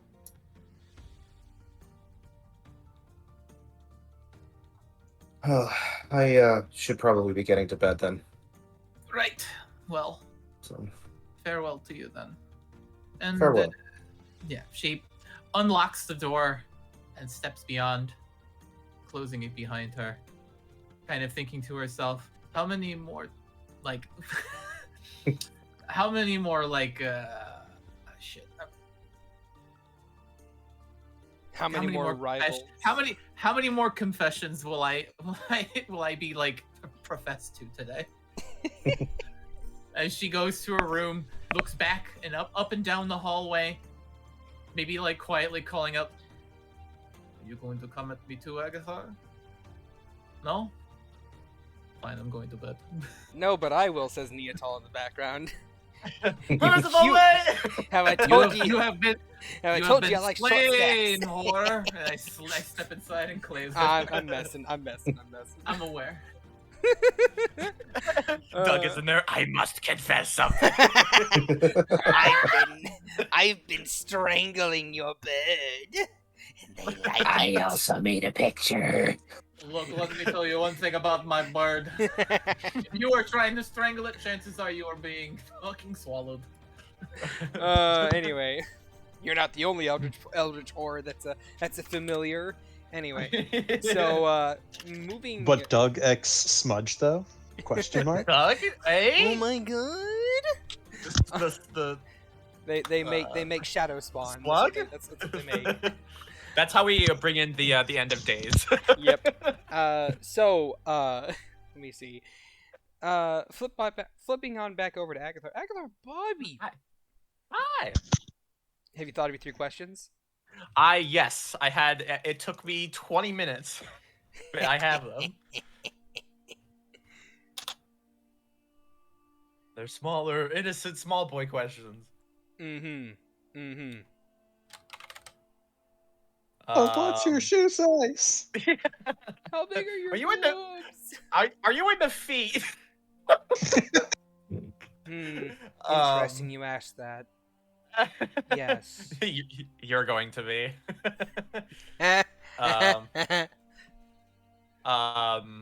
So do you want? Okay, so me starting off. So he thinks for a moment, and he looks back at her with a little smile. He says, "All right then. What's your favorite season?" Fall. Mine too. I like to see the snowfall. And snow-stained red was always pretty to me. We didn't get a lot of snow in Suba, but whenever I was sent outwards into the wilderness of other countries, into the Northlands, where it was icy and cold, there was snow, and it was nice.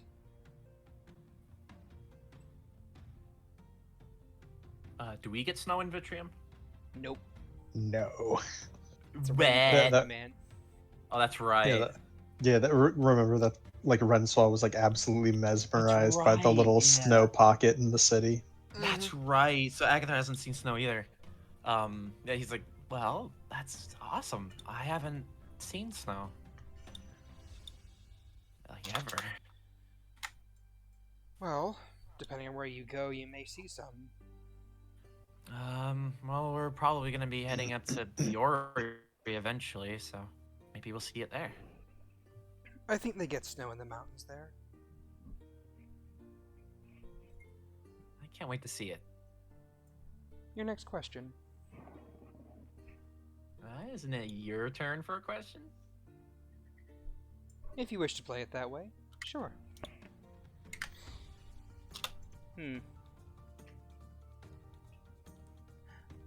Again, why me? Oh, we gotta asking these kinds of questions, huh? At first I didn't really know. I think as I got to know you a little better, or at least I got to see your motivations and your wants and what your likes, and I sort of started to realize how similar we are in some ways. Where, not that I want to bring it up, but you were still attached to Rainier, and me, I still sort of love my parents, even though that both parties were monsters. And well, I was alone for most of my life, and I don't know anything about it, but I would assume you're a bit of a loner, so maybe that was for your own choice or not, but I think we share some things in common. I think my curiosity got the best of me, and the more tricks and skills that I see you do, the more I get intrigued. And, well, let's just say the sunset was the second prettiest thing I saw today. Okay. Roll a persuasion with advantage. Okay. Where's my sheet? Or a charisma check with advantage. Your choice. They're the same. I'll just do persuasion. Click with advantage. Persuasion. 13. Okay. Okay. Okay. Not exactly the best.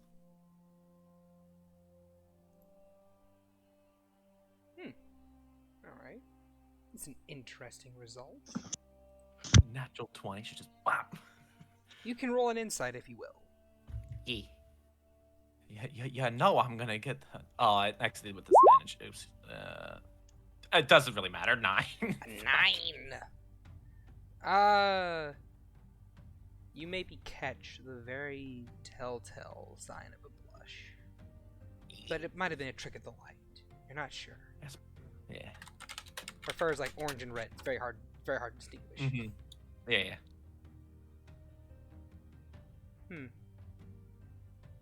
That was nice. Good reasons. A lot of it. Your next question. Right. What's a guilty pleasure of yours? She leans back and she looks up into the sky and ponders for a moment. I want to say stalking people.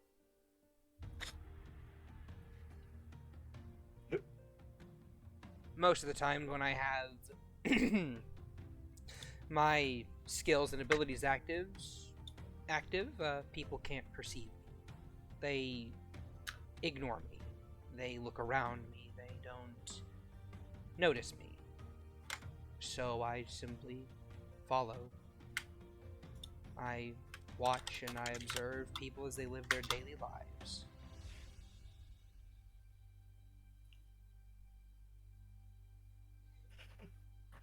And it's a guilty pleasure of mine to just simply follow and watch and observe. To know that I don't have to, at the end of this road, stab them in the throat and kill them.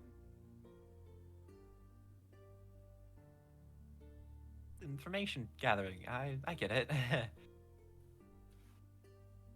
I followed you around for a day. That was interesting. If you don't mind me asking, what day was that? The day you asked me to follow you around. Oh.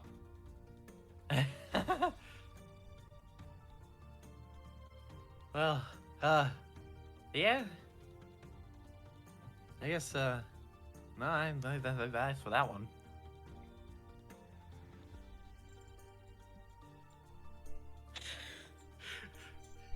Actually, yeah.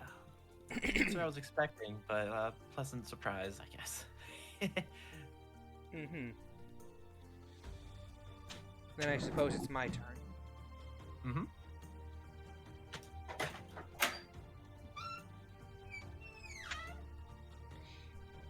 I was a spirit in a whip.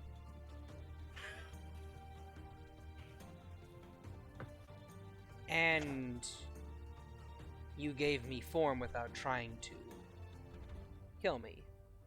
Even though I did threaten to steal your body. Why is that? Normally speaking, someone in that situation would want to betray the person that is threatening to snatch their body, eject their soul from it, and take over.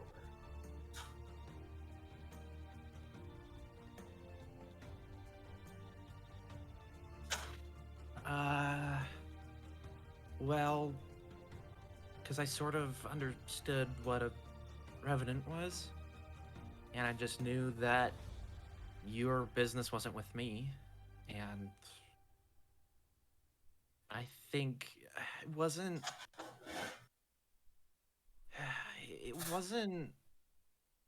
fear that I sense, the eagerness to get out, to finally be free.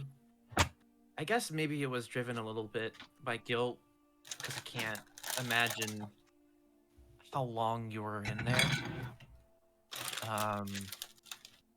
So, and you know, I'm still pretty new at this adventuring stuff, so it was a mix of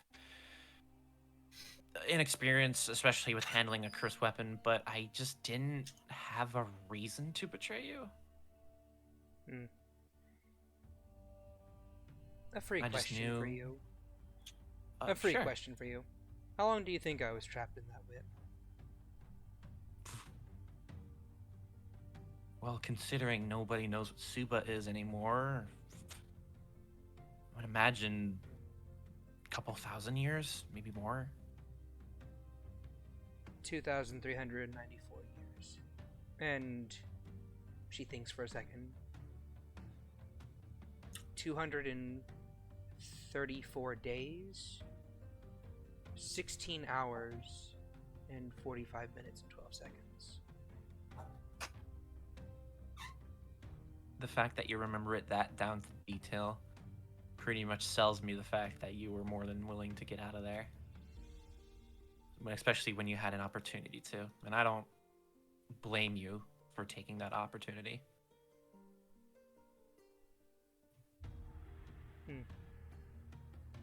Your next question. Right.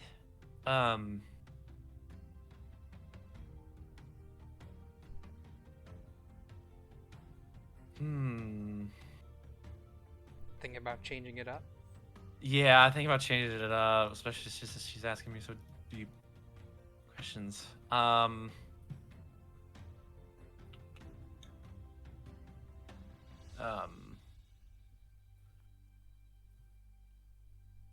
Your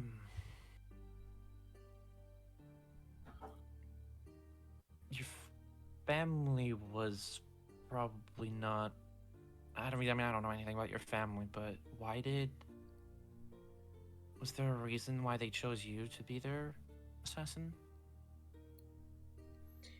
Are you referring to the family I never had, or are you referring to the Emperor and his family? Yes, I guess I'm asking, how were you chosen to be their dagger?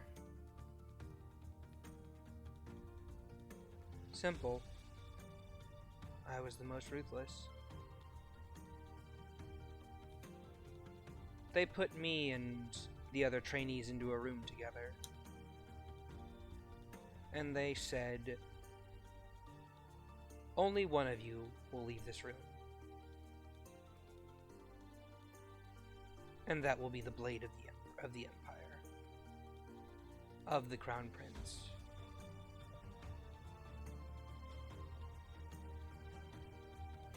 And I left that room.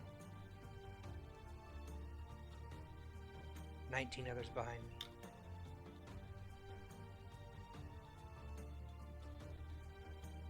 I believe I was 12.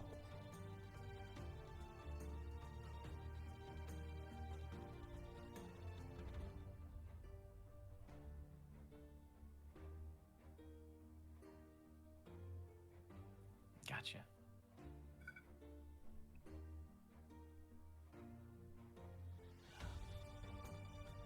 After that, it was a few years of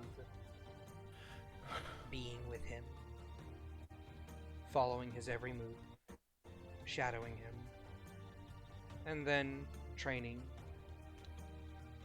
Always training, constant training. They would often send new recruits after me as well. Small, young ones.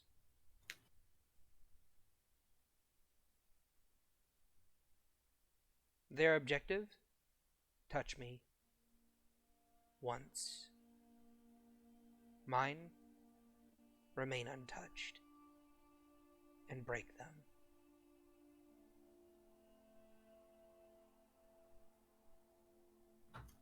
Otherwise, they would find a replacement.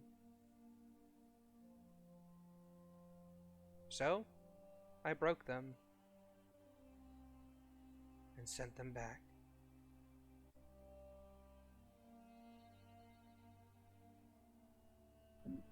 Of course, whenever I reached the age of, I want to say 22, 24, around that time they stopped sending trainees. They felt my skills were sharp enough. Then they started sending other actual blades, assassins. Of course, they were never to touch the Emperor or they were never to touch the Emperor or his family, the crown prince that I was meant to guard. They were after me.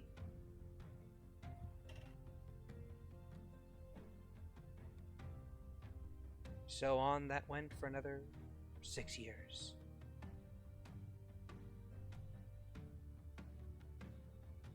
And that was life. In that life, the only light there was Rainier.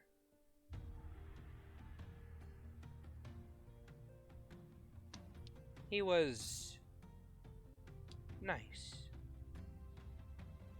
Like you, but, well, I suppose nicer than that. Well, sorry, well, I suppose not as nice as that.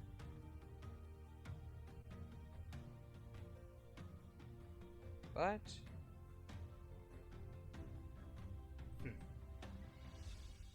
no good deed goes unpunished. And I suppose what I saw in him was a sham. Within 2 years' time, I was with his child.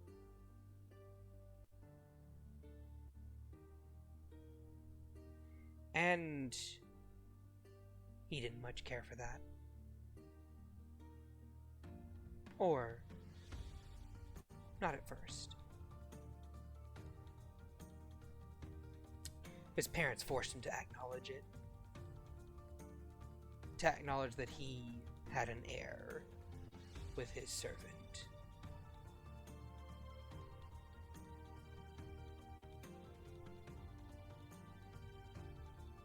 But you know the rest of it. That was my life, and that was my story of me with that family. There were ups and there were downs, but it was more just training, jobs, protection detail, shadowing jobs, trainees coming to try and touch me, me having to break and send them back.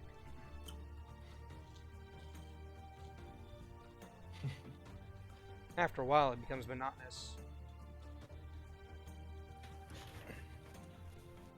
She leans back and puts her hands on the stone of the roof and looks up at the sky.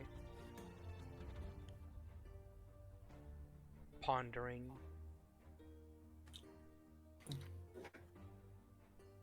Yeah, in that instance, we're not super so different either. It's train, adventure, bodyguard, train, get shot, get sent through a wall, get punched.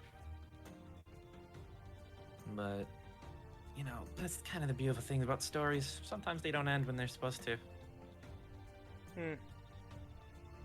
So it seems. My story didn't end when that man ripped my soul out of my body, slapped me into a whip.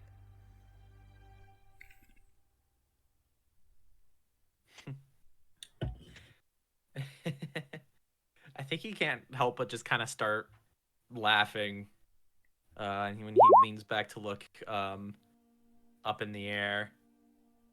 He just kind of can't help but laugh a little bit. I'm glad you find the story of my life amusing. It's not that. It's just She says so teasingly. yeah. It's not that, but people are gonna get the wrong impression if we tell them how we met. Hmm. And what impression Yeah, would that be? that I had to make someone. I couldn't get them. Hmm. Well, I don't know. they have pressure points, all the same. Yeah, that's alright. Should I have touched the whip? Probably not. Best mistake I'll ever make, though. Made for a good story. He just kind of looks at her with a kind of a smile. She peers at him out of the corner of his eye, out of the corner of her eye. Small smirk. I suppose so.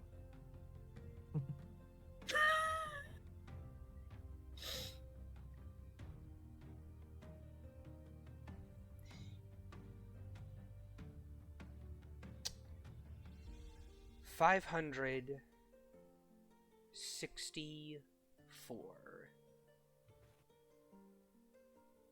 That is the number of trainees they sent after me.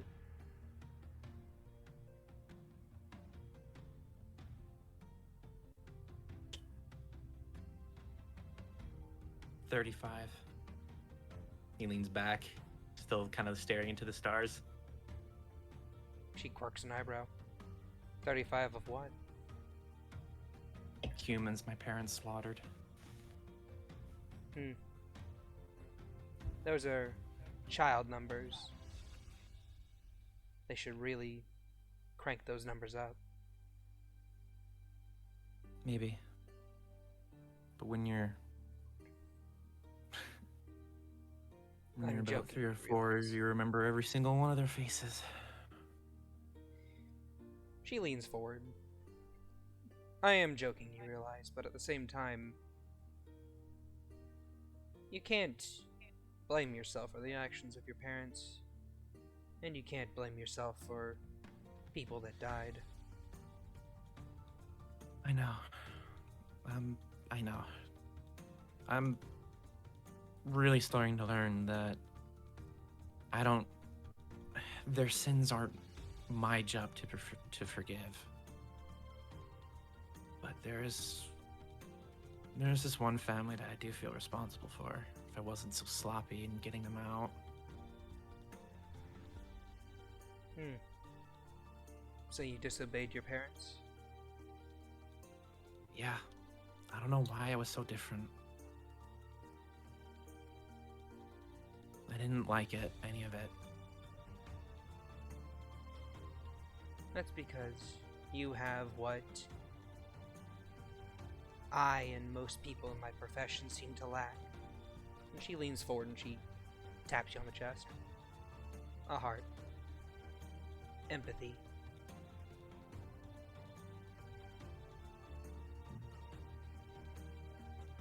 I guess. I think you got a little heart in there too. I mean, I should know, I put it there.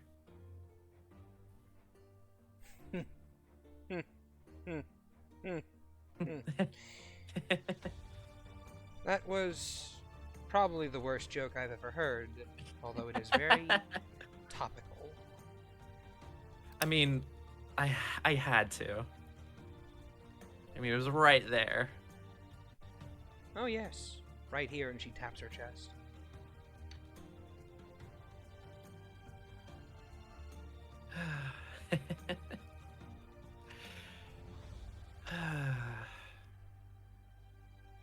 That's weird being able to talk about it.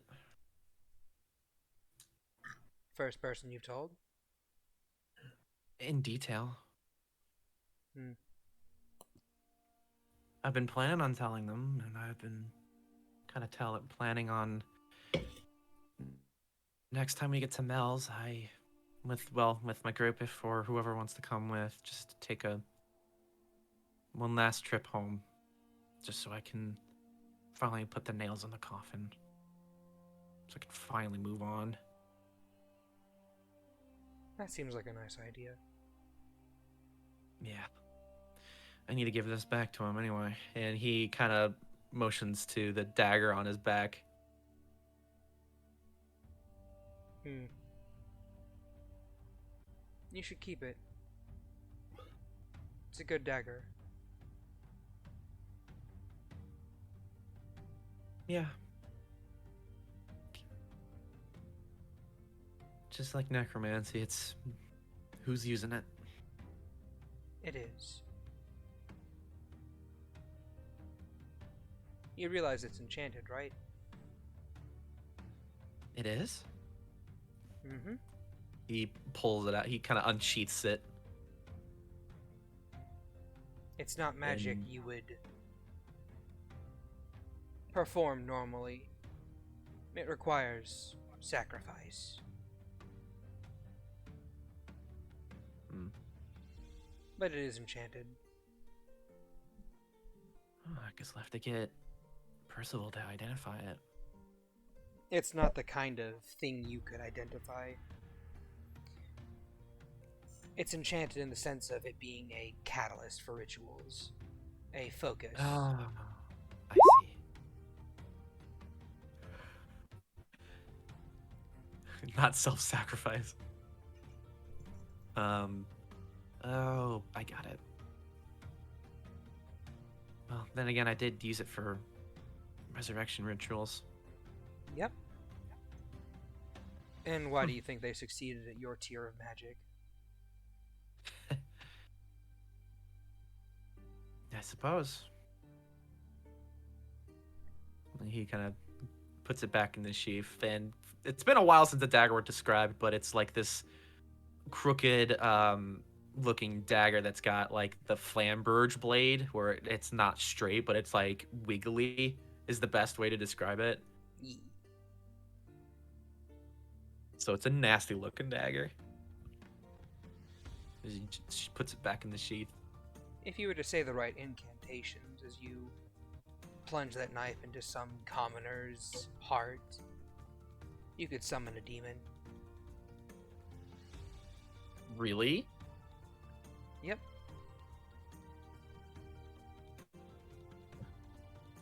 I guess there's a specific heart I'd like to plunge it into.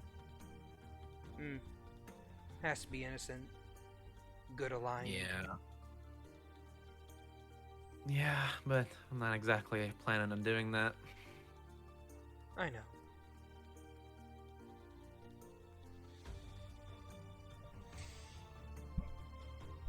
I'd be careful who you tell about that dagger. To most other people, it's just a fancy looking dagger. But to those in the know, they can see what it is. Well, thanks for letting me know. I'll probably just keep it in the bag then.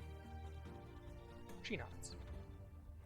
Yeah, he kind of unclips the sheath behind his back and then just plops it into the bag of holding.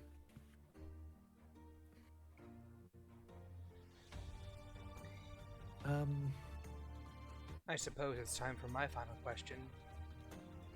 Sure.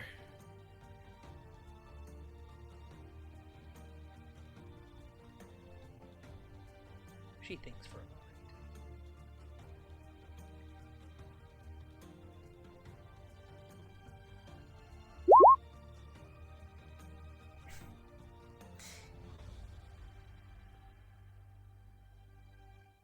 I suppose my question is, what next?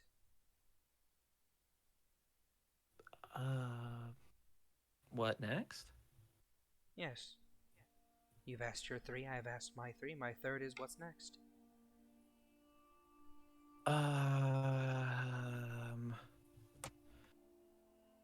Well, to be fully honest, I didn't think I'd get this far.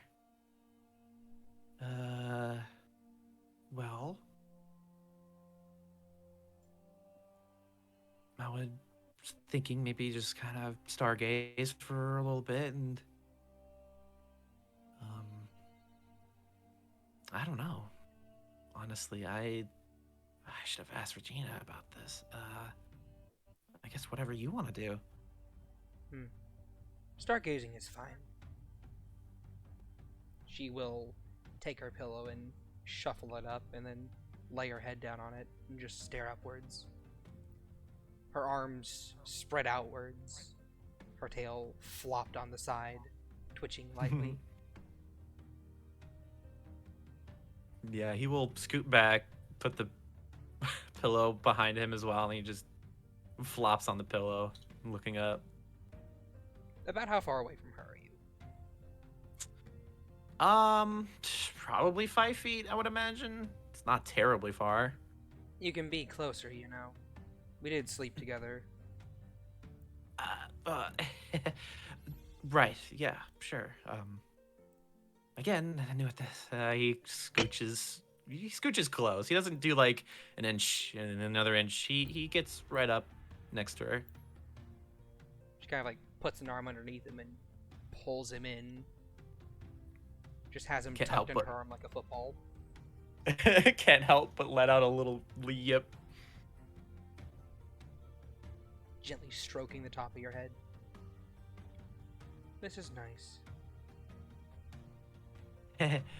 Yeah, this is really nice. And that's where the two of you sit for a long while. Or it seems like it. In silence. Watching the stars above. And slowly clouds begin to move in. And then you feel a small little plop on your forehead as a raindrop falls down.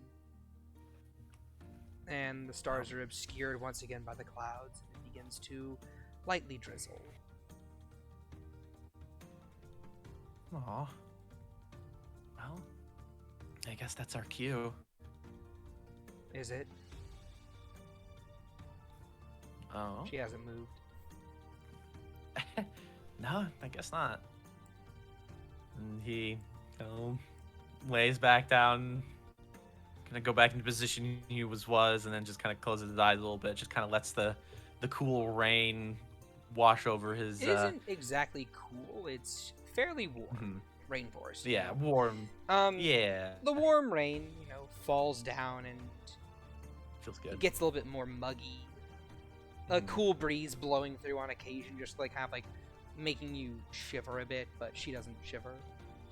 Mhm. You can feel like the warmth of her body against yours, the faint lub-dub of a heartbeat. Very Mhm. faint, nearly imperceptible. And after about a moment or so longer, whenever you're completely soaked through, she stands with you under her arm and says, "Now it's time for us to go." Right. And without any further ado, she just moves over to the edge of the building and leaps off of it, slow falling and then landing before placing you down. She pats your head a couple times. If you'd like, you may insight. Yes. Insight always forever. Fuck my life. Oof. Well, who knows? Natural one. She didn't get a natural one. Damn it. As you're a bit distracted by just how wet you are right now. Just like, oh god, I'm soaked. Yeah, like Agathar is like 40 pounds, 80 soaking wet. and she pats you on the head a couple times before giving you a very melancholic smile almost. I had fun. Did you? Yeah. This was great. Good. Then I'm going to go off now. You make your way back to the tavern. Sure, yeah. I would say I would leave the window unlocked for you, but you'd be able to get in anyway. You're learning. Good. She then stands and begins to walk away, disappearing within the rain in a couple steps.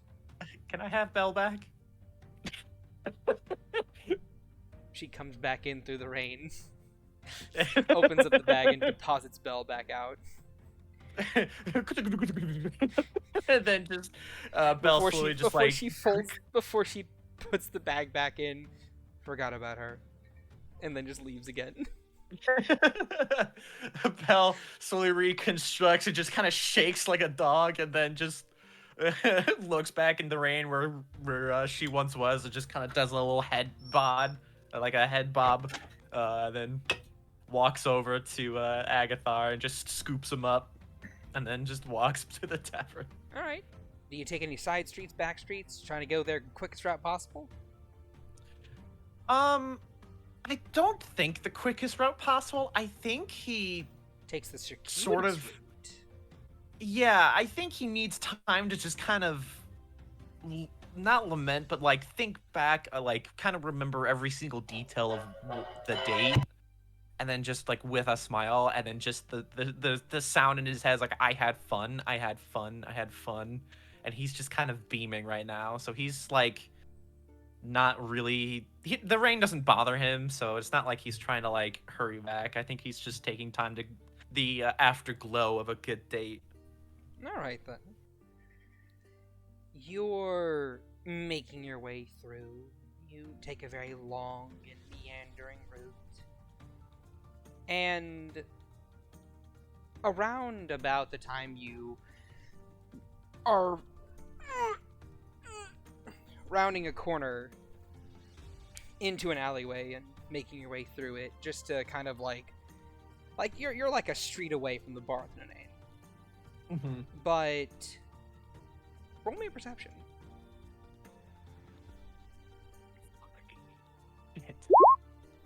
There we go, soft 20.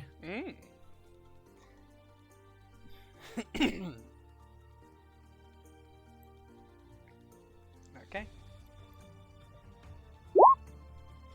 You don't see anything. However, you do hear something. Hey, Agathar. Long time no see. Friend. This fucking Chucky. Yeah. Okay. Oh, Chucky, hi. Well, I mean, you turn around and you look for them, but they aren't there. Huh. And then, as you kind of like look back in front of you, they meld into reality as their invisibility drops. Hey, buddy. The pink-scaled kobold with little goggles on their forehead and like vestments of plate mail armor and robes, kind of like adorning their body. They give you a little wave. Hey, buddy. How's it going? Good. Wait, have you been following me? Me? No. Well, yeah, kind of, a little bit. A little bit. For how long? A few hours, Mr. Schmoopsy Poopsy Dating Man. So pretty much the entire time. Yeah, the entire time. I was curious. That's the girl that you made, right?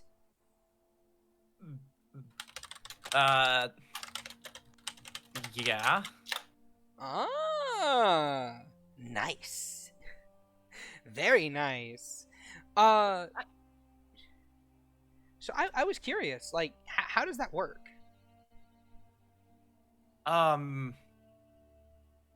don't know. It was just sort of feeling. Ah, okay. You two got a connection? Metaphorically, yeah. Very nice. You know, friendo. Come on off, Belle. Come on. I'm your friend, right? Yeah, so why can't I stay on Bell? Because I like to talk to people at eye level. Duh. I want to throw an insight. I don't like Go this. ahead. 11. They're being honest. Okay. I Belle sort of just kind of takes me off her back and then just slowly lowers me, but kind of keeps a hand on me. Oh no, But obviously. like I'm pretty much at eye level. She makes her way forward and just kind of, or they make their way forward, and just kind of like meander over to be to the side of you. They put an arm on you. They put a hand on your shoulder. Awesome. Hey, look, buddy, friend, pal, guy. I was doing a bit of some research on the topic, right? And I think I know what you got, man. What do you mean? Well, I mean, who that person is. I think I know what they are. And what are they? Some kind of revenant, right? At one point. Alright, wait, they're not anymore? Not really, no. Oh, nice. Then, wait, why aren't they gone? I don't know. Oh, okay. Well, you know what? It's all good. I happen to do a bit more research on this, alright? So, I found a book in the library, okay? And I'm gonna give it to you. But I have to say, as your friend, it's got some troubling information in it. Troubling how? Well, I mean, troubling in the sense that, so like, she likes you, right? I hope so. Okay. And you feel you like her? What did you find? Well, okay, so first of all, I need to ask real quick. You're just clearing the road here. Did you form a regular connection to your summon like with Belle, or did you form something a bit deeper, like say involving your soul or something like that? Chucky, I would really appreciate if we stopped dancing around the information. Okay.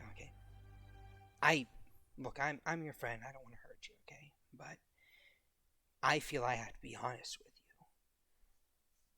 you. Your connection to her, it might cause her to feel things that, well, she may not be wanting to feel or even realize what she's feeling as a result of you.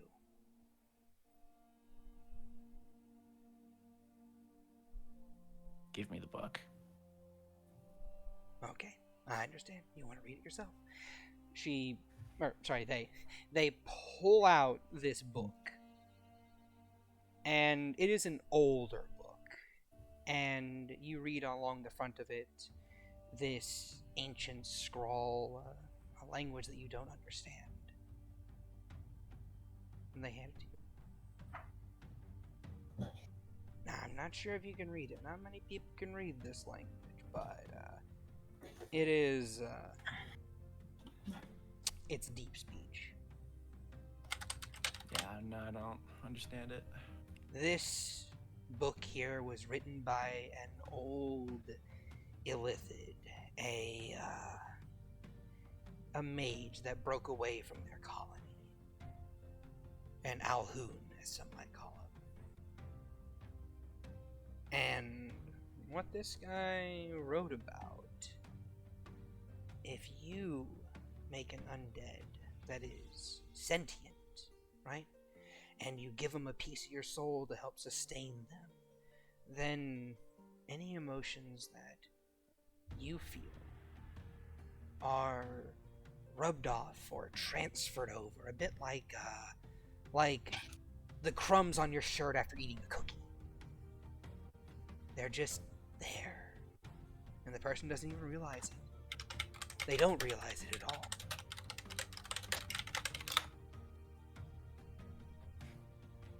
So, I'm only telling you this because I don't want you getting hurt.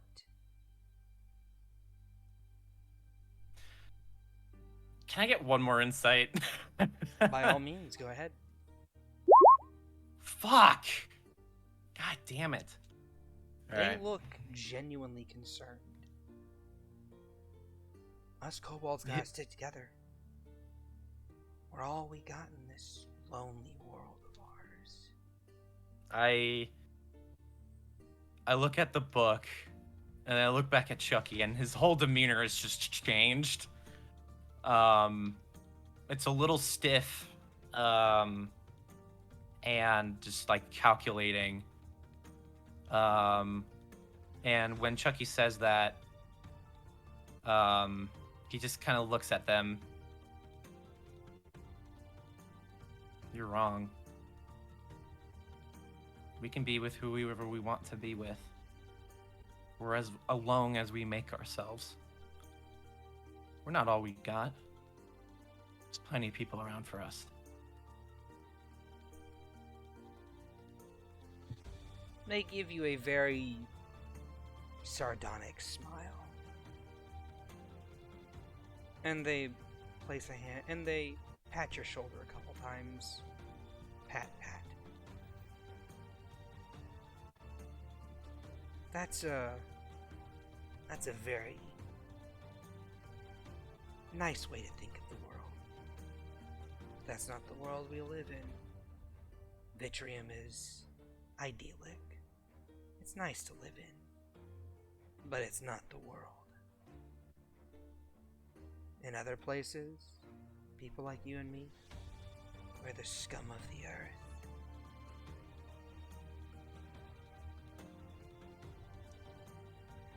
I hope you never get treated that way, because I like you.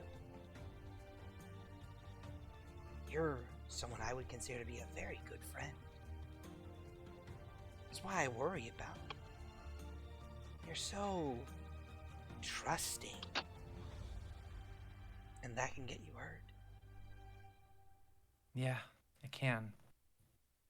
He's just staring. He just stares at Chucky. But I've done my part. I've given my advice. I've offered you the book and the reading material.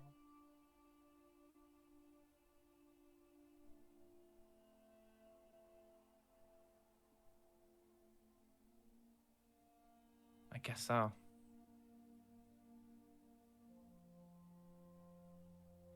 Thanks, I guess. I'll read through it and I'll read through it and make my own conclusion. Well, I mean, you know the magic better than me. Maybe you can find something that I didn't. Although, Maybe. there was an interesting thing in this book. And they tap it a couple times. A ritual that was described. Something called soul separation.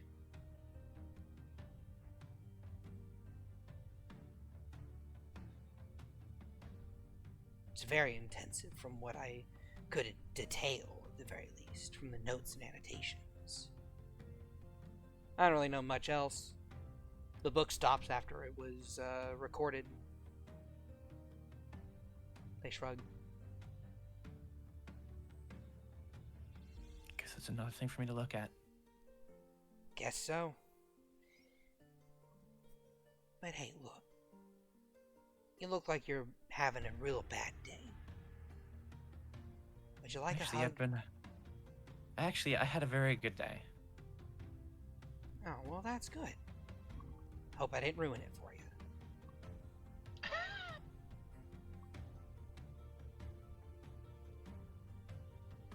And since we are great friends, I think Of it's course. about a level of trust. So trust me when I say this. I intend to look through this book and form my own conclusions. And whatever happens, happens. Of course. And if I get hurt, and he fucking pulls out the rat again and just kind of puts it back to Chucky, then I get hurt. Let me do the learning for me. Whoa. Friend. Guy. Pal. You're giving me my rat back? I said it was yours. Nah. It's yours.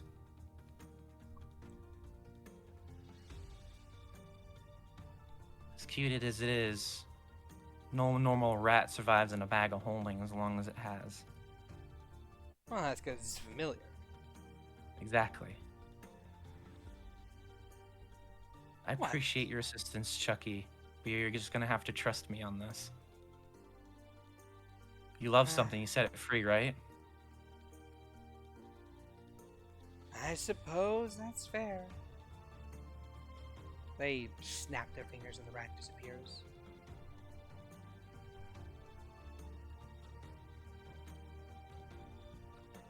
Do you not trust me anymore, Agathar? It's not that I don't trust you. I want to. Things have just been bad recently, and I don't know who to trust except for the people of my group. So it's really absolutely nothing personal on your part, but I've been used for my personality before, many times actually. I think I'm starting to learn to play things closer to the chest. And I only really like having one person stalk me.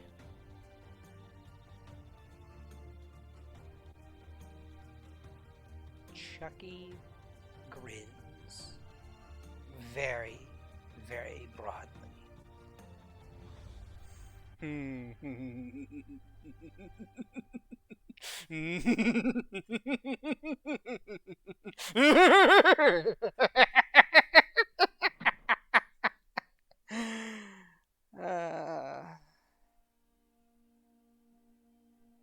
So the boy can learn.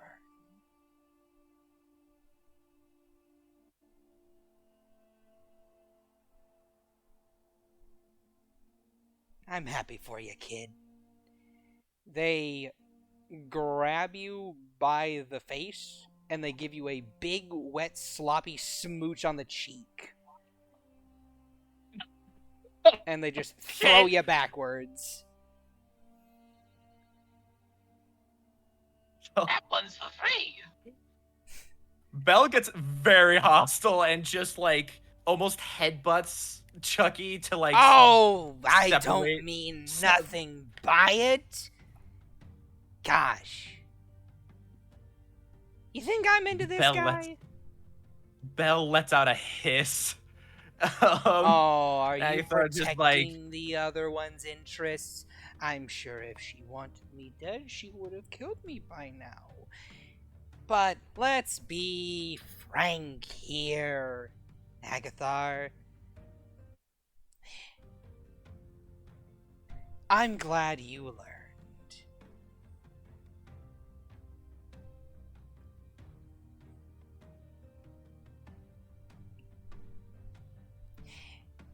I'm real glad you learned.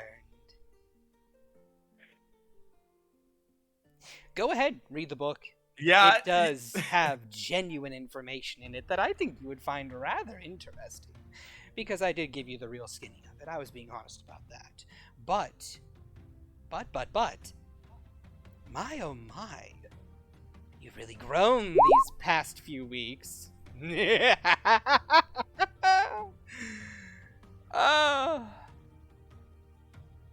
I was so worried there for a moment. So worried that you would let your kindness, your nature dictate everything.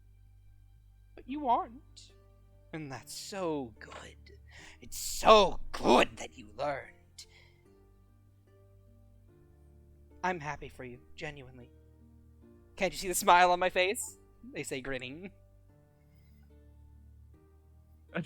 Edward now is kind of thoroughly freaked out. He just looks at Chucky like, just like the instant shift. Yeah. Yeah, he's... Who are you?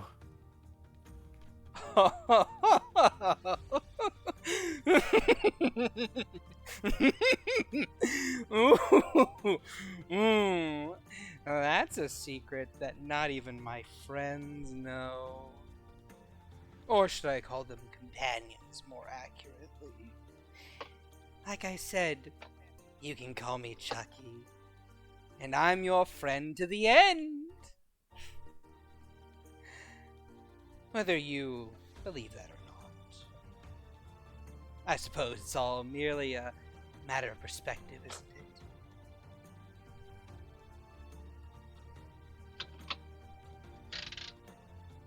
Possibly. I have a question. Okay. Since you learned your cute little lesson,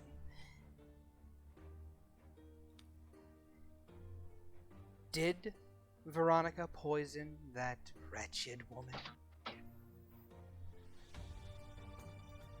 His eyes like widen.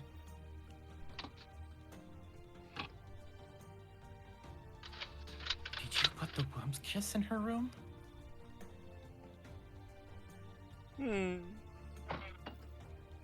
Who's to say?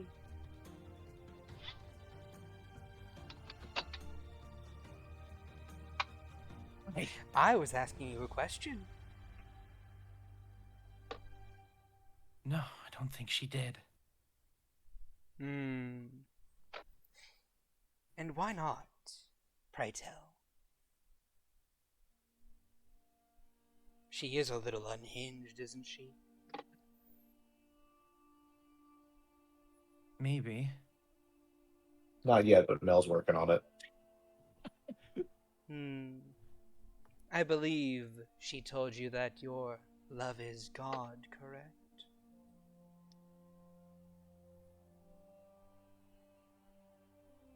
I had the rat then.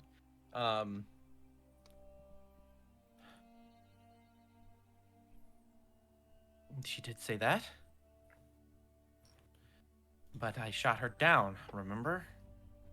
I do. And good on you for that. And good on you for staying. Who knows what she would have gone up to if you had left? With nothing but the thoughts whispering in her mind.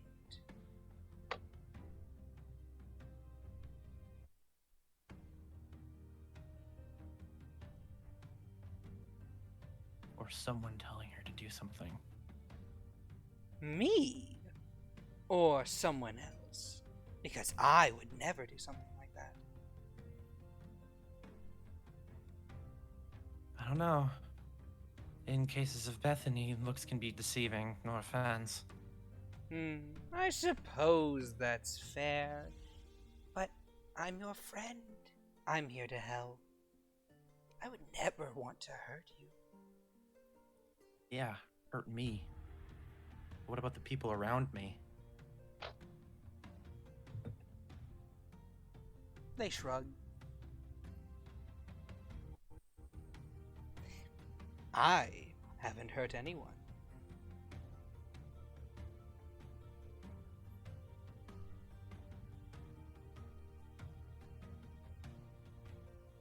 I mean, Shad, I gotta ask. What's up? Can I do an insight? I know I don't want Go to ahead. keep throwing insights left and right. Go ahead. 15? 15. They're being honest with you. They have not once broken that visage of happiness, of genuine joy.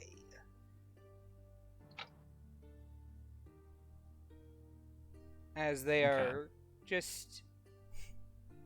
as they're just having a ball. Mm-hmm. suppose. I'm starting to believe you.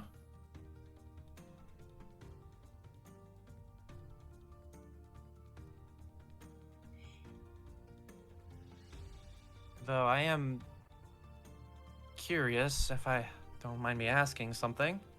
Oh, by all means, ask. All I can do is say nothing. Or the worst I can do is say nothing. I was about to ask. Were you with the other team when we did the raid? Were you there? I don't remember seeing you. Of course I was, silly goose.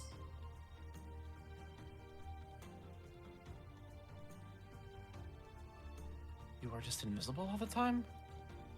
Maybe. Who's to say? Sometimes I'm very hard for people to notice. Yeah. You seem to be sneaky. Very sneaky.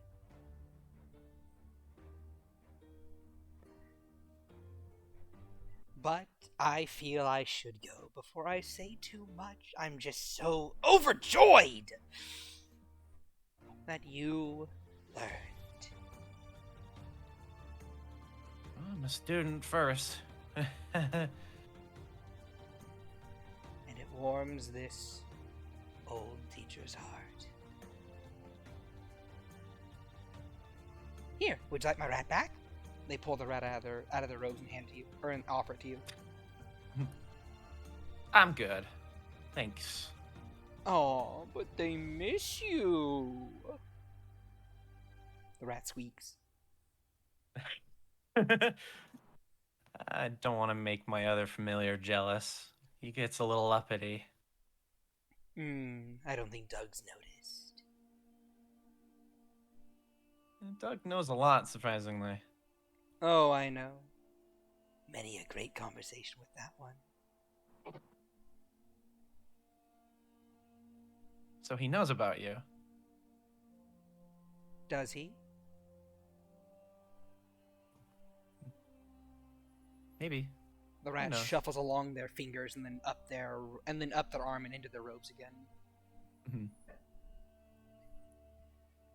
Oh well, oh well, oh well, oh well. I'm off for the day. They turn around and begin to leave. Do read the book, Agathar. Because who knows if her emotions for you are genuine or merely a fabrication of your own reflected back at you.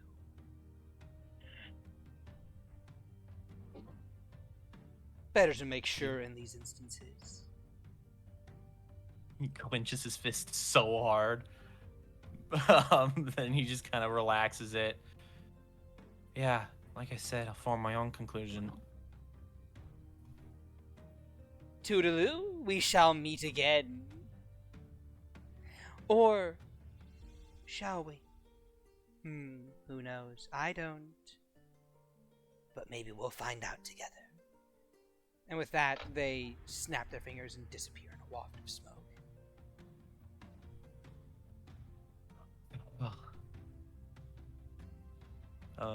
And he holds up the book and looks at it, and just this face of existential dread.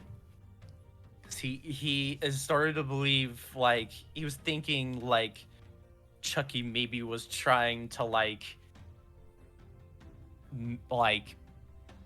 trick him into, like, thinking, like, oh, she doesn't like you, you should like me, sort of situation. But, like, he just sees that she's been weirdly honest with him for some reason. Oh, sorry. Nah, it's all good. I forget too. They have been very honest with him, so he's thoroughly freaked out and starting to second guess himself, or starting to second guess some things. And Belle looks down at him and just kind of like does a little head shake. He kind of snaps out of it. Yeah, I'm fine. I need Percival. and he walks with. He doesn't mount Bell, but he puts the book in a bag just to kind of keep it dry, and then he walks back to the bar. All right. You walk back to the bar. You see that you are alone inside the bar today. Everyone else has gone to bed or has left for the night, and it is very late. Mm-hmm. Yeah, he kind of looks around. Who's at the bar right now? It's just Regina, cleaning it up.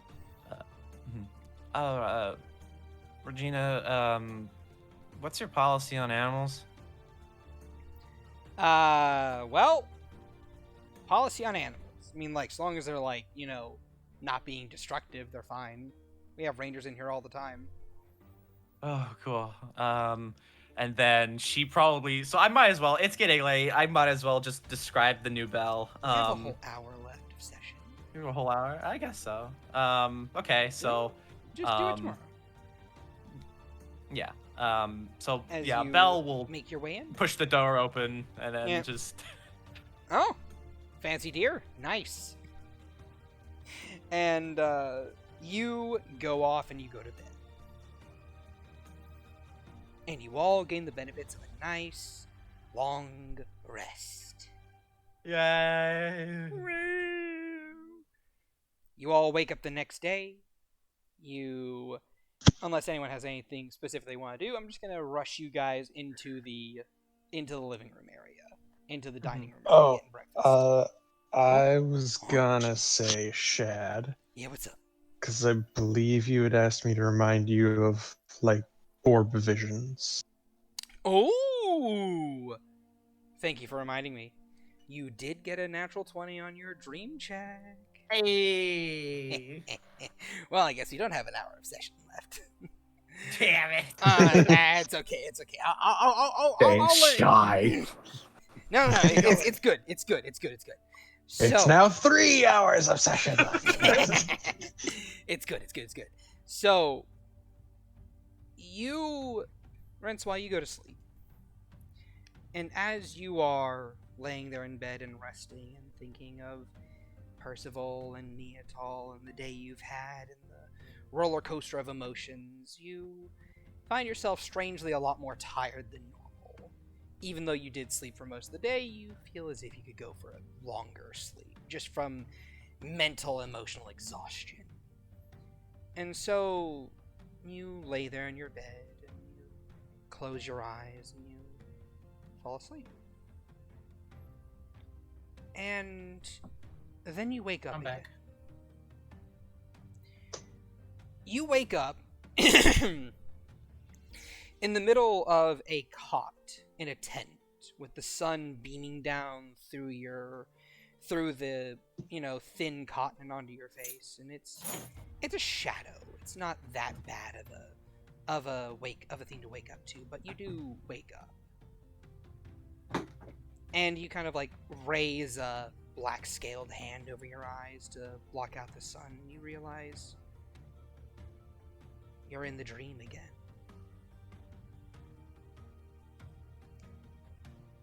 Blinking away the sleep slowly, you stand up and begin to make your way out of the tent. And upon doing so, you look around, you see a tent city of sorts. 10 to 15 different tents, all of them with various commoners in very horrendous looking garb. You see a lot of people with bruises around their necks and their wrists where chains were once attached, where collars were once attached. And you see no one here has anything better than rags. Tanned skin and the stench of sweat fills the air, and the area is hot. It is a desert, and the sun is beaming down on all of you. But for you, you don't feel any of it. You don't feel the heat of the sand beneath your feet. You don't feel the heat of the sun across your back. Instead, you feel a sense of preparedness looking out at each of these individuals here. And you lift your hands up and you snap your fingers. And you get the attention of a few people that are just nearby, and they look at you and they kind of back away a bit with fear as you send a command off. And you begin to just make your way to the outskirts of the village, moving deliberately as you see dust being kicked up in the distance, and you hear the thudding of hooves along the sand. And you see men on horseback, or at least at first it's men on horseback. Soon you see the men on horseback are not men at all, but are more charred bodies atop undead horses, striding across the land and quickly making their way over to where you are as they skid to a halt. And you see a few of these undead horse riders have bundles along their backs, writhing bundles. And with another quick command, the riders begin to dismount and pull the bodies off their horses and depose them in front of you. They rip the sacks open and you see various guards in uniforms, all of them bearing the symbol of a nation that you do not recognize. But then again, you do recognize it at the same time. It is the symbol of Ruba. That is the name that comes to your mind, that comes to your very vision. And each of these men begin to look to what you would think is their captain. You approach them and you say very flatly, "Where is your city? Where is your capital?" And the man looks up and says, "I'm not telling you shit. Beast. Necromancer." And you simply nod your head. Then you will join the lines. And then you point a finger at him, and his heart stops. Black veins crawling across his body as he slumps to the ground and then stands back up again. You move on to the next one, who's far more terrified than their captain. "Where is your capital city?"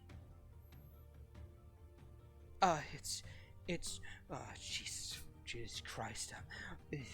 By the gods. It's like 20 miles by west on horseback from here. You pull out a map and you show it to him. You pull out a dagger and you put the hilt in his mouth. "Point to it on this map, and then point to us." And then they do so. You pull the dagger out their mouth. And you go to the next person. "You better tell me the same information that he did, or you're both going to die." And you stick the dagger in this man's mouth without ever asking him the question. You offer him the map. And he points to the same two locations. You nod. Pull your dagger from his mouth. "Good. You can all join the ranks now." And with a snap of your fingers, the hearts of these men stop and they collapse forward before those same black veins crawl across their bodies and they stand back up once more. 10 more people added to the army. the growing forces. You turn back and you see people are afraid.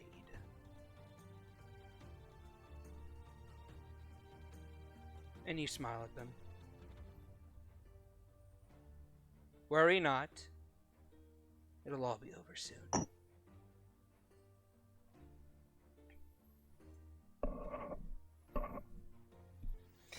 And with that, the sun rises and falls, rises and falls.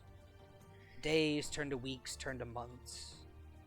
And almost like a bird's eye view, you can see that camp growing. The number of undead swelling. And then you see another thing. A very familiar person riding through the desert with their own forces. A woman that you would recognize by the name of Anka, Princess of the Sands of Suba. And she is riding in with a caravan, which is met by a few of the slaves turned guards. And that is where it comes back to you as you approach this caravan. Anka, dearie, it's a pleasure to see you, and I'm so happy you decided to respond to my summons. Have you brought the uniforms? To which she nods. I have brought the uniforms, and you assure me this will cause the proper distraction to allow me to rid our kingdom of the stain that is my brother, correct? Of course, dearie. Of course. Simply place them over there, and you may be on your way. Wait for about a month or so to see the results. And with that, thousands of uniforms of the Subin Royal Army are placed on the sands. And with a few commands, your undead horde begins to don these armors, stripping off the Reuben National Guard, or stripping off the Reuben Guard uniforms and the Scout uniforms, and replacing them with Subin Guard uniforms. Subin Army uniforms. As you smile, but the smile never reaches your interior, never reaches your heart.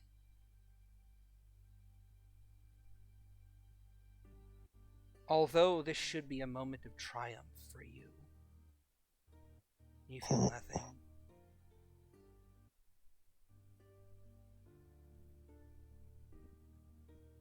And so, days, months pass by. And it is you at the back of an army. An army at least 5,000-10,000 strong. All undead. All wearing the uniforms of the Subin army. In front of the capital of Ruba. And you give them a simple command. Destroy that city.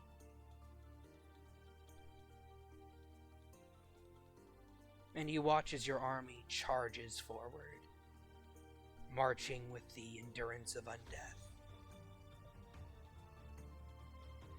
And then you watch as the Reuben response comes. An army at least twice the size of yours.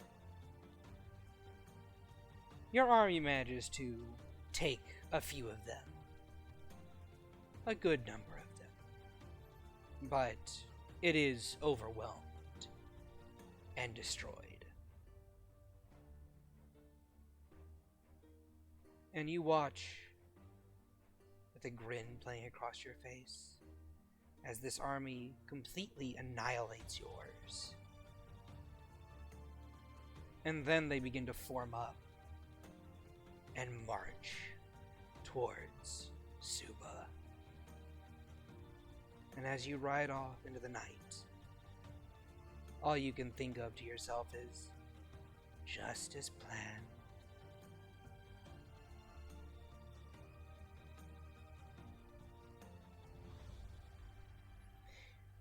And that is where you wake up.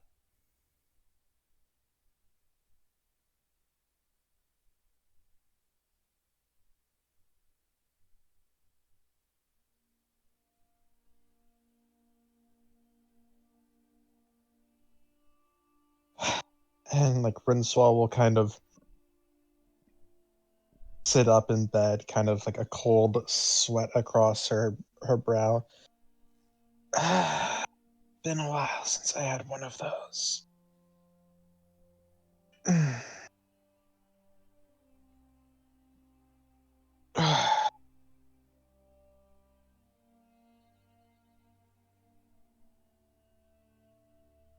I will have to ask for the spell shard to record it.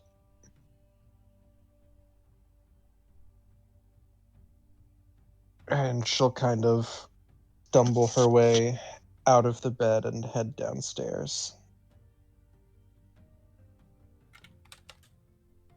Alright. Roll me a history check as you wake up.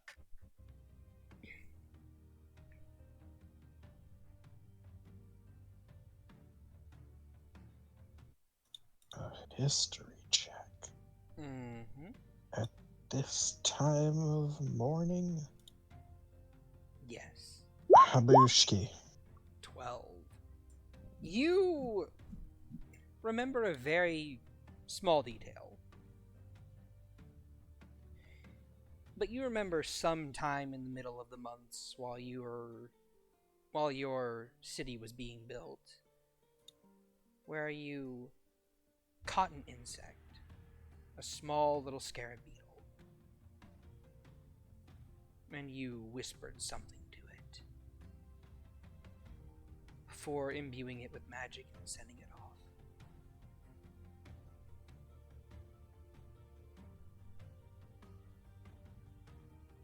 And then a month or so later, Anka arrives.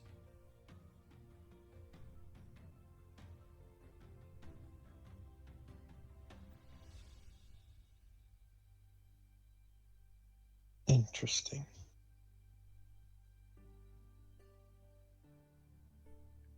But with that, I would imagine the five of you reconvene downstairs. I think Agathar's the last one to get down there. Because I think when he wakes up, he just stares at the book for like an hour. He like takes his time just like staring at the book, not knowing to trust what Chucky said or not. But it seemed she was honest, but also seemed like manipulating him or something. He doesn't know what to think, so he's just been staring at the book for like 40 minutes until he like finally just like grabs it and just shoves it into his bag. Oh boy. And then hops down. But he looks up at Belle, just like, all right, well, just go down there when I tell you to, okay? And she just gives a little head shake of the head. Belle gives like the deer shake of the head, just like a Yeah. the horse mane shake, but with no mane. Mm-hmm. He gives her a pat and then walks downstairs. So. Hey, morning. Yeah. Good Morning. morning. Percival is sat next So, to. we all had our own eventful days, I guess. Yes. Quite, actually.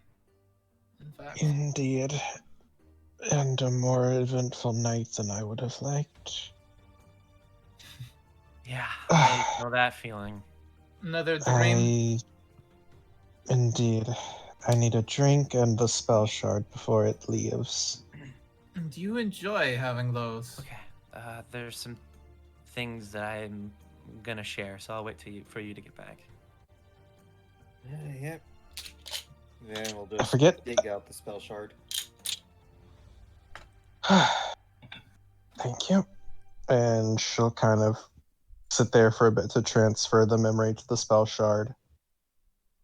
I forget, did I have Soren mention to Percival that he would much rather the conversation they had in his room not leave the walls? No, but she's also not thick. Okay, like he would have mentioned it, so Or would give a shit. Yeah, a It little would- more it would option if I A could. than B. No. Yeah, as like Renswaw is putting the information into the sphere, he just looks at Percival. Quick question, Miss Percy. Do you know comprehend languages? I do. I think. Let me check. I'm pretty sure I have that spell. I do, in fact, have Yes, I do have that. It's quite the useful spell for reading. Oop, sorry. Sorry. I accidentally did something. Hold on. Okay, sorry, I fixed it. Why the hell were you muted? Okay, sorry. Did you say something, Vox? Yes, in fact. Sorry. Did you mute me? Am I that annoying? No, I think I meant to. I thought like I muted the music and then I didn't, and then I was like, why isn't this working? And then I realized I muted the wrong thing. Well, I said yes, Agathar. I said yes. I have that spell, and I will be helped. He's like, cool. Can I? Is it okay if I copy that spell down? There's and he pulls out the book. He just sets it on the table. I need to read through this. What is? It's in deep speech. Yeah. Can I? She holds a hand up for the book. Yeah, he gives it to her. I peruse it, giving it a flick through the pages. And this is where we find out Percy can read deep speech. Can you read deep speech, first of all? No, I cannot. But I'm not technically looking for language. I'm looking for diagrams, pictographs, roll me an Arcana. ruins. You got Can it. I give her the help action? Sure, if you want. Yeah. You're getting an 18. It's just one of those days. You're getting an 18. So with an 18, this is clearly a book about a spell research book of some description. The various diagrams and motifs found within lend it more to being about necromantic magic than anything else. It's interesting. And it may have been written by an illithid. This is apocryphal, aberrant.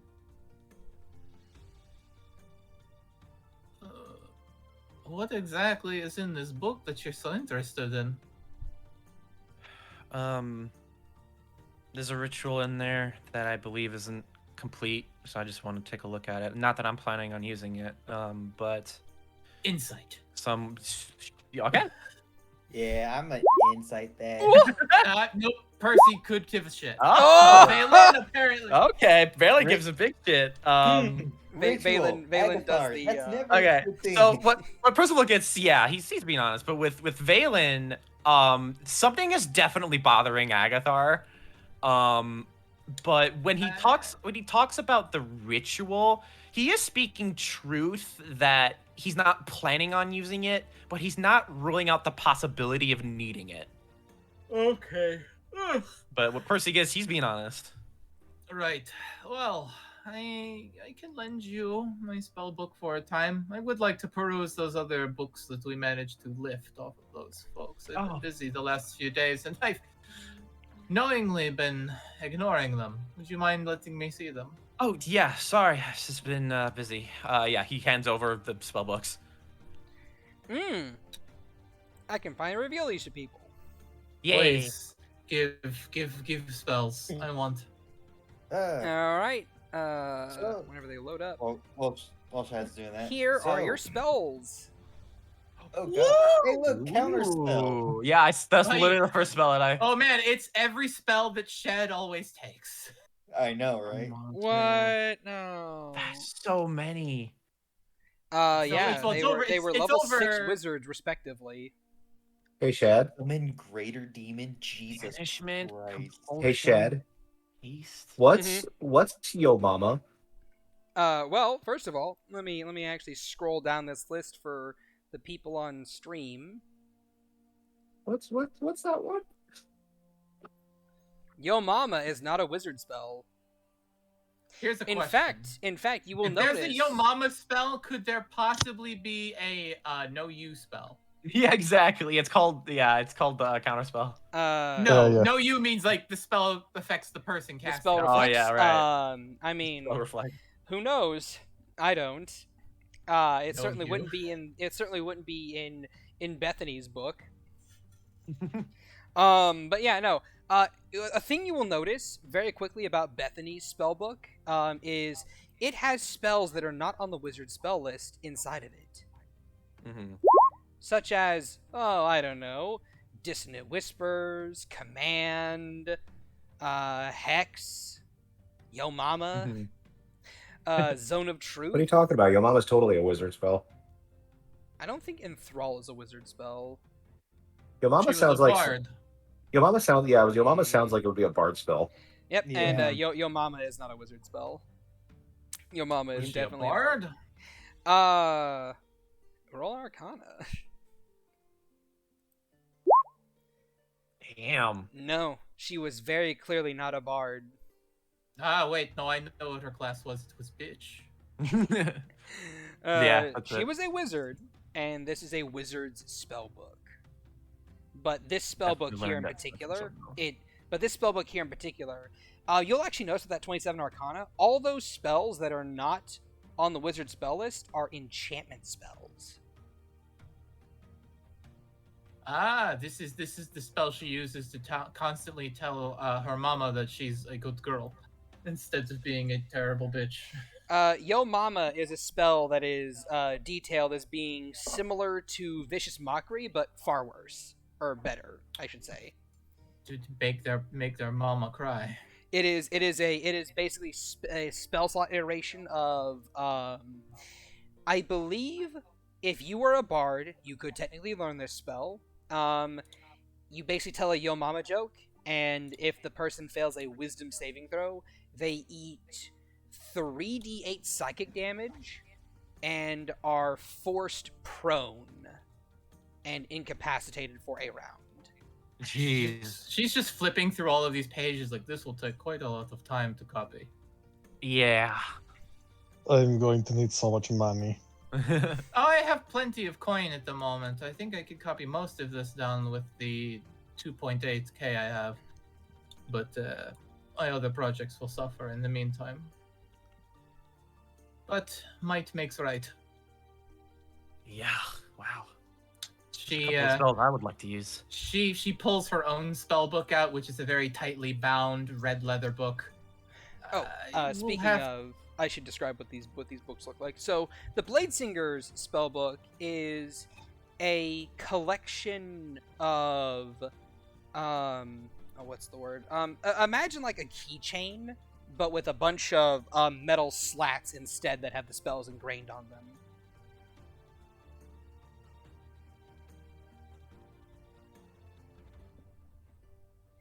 And as for Bethany's spellbook, it is a red leather-bound notebook, and her spells are written in a song-style format, with some of them written in musical notation.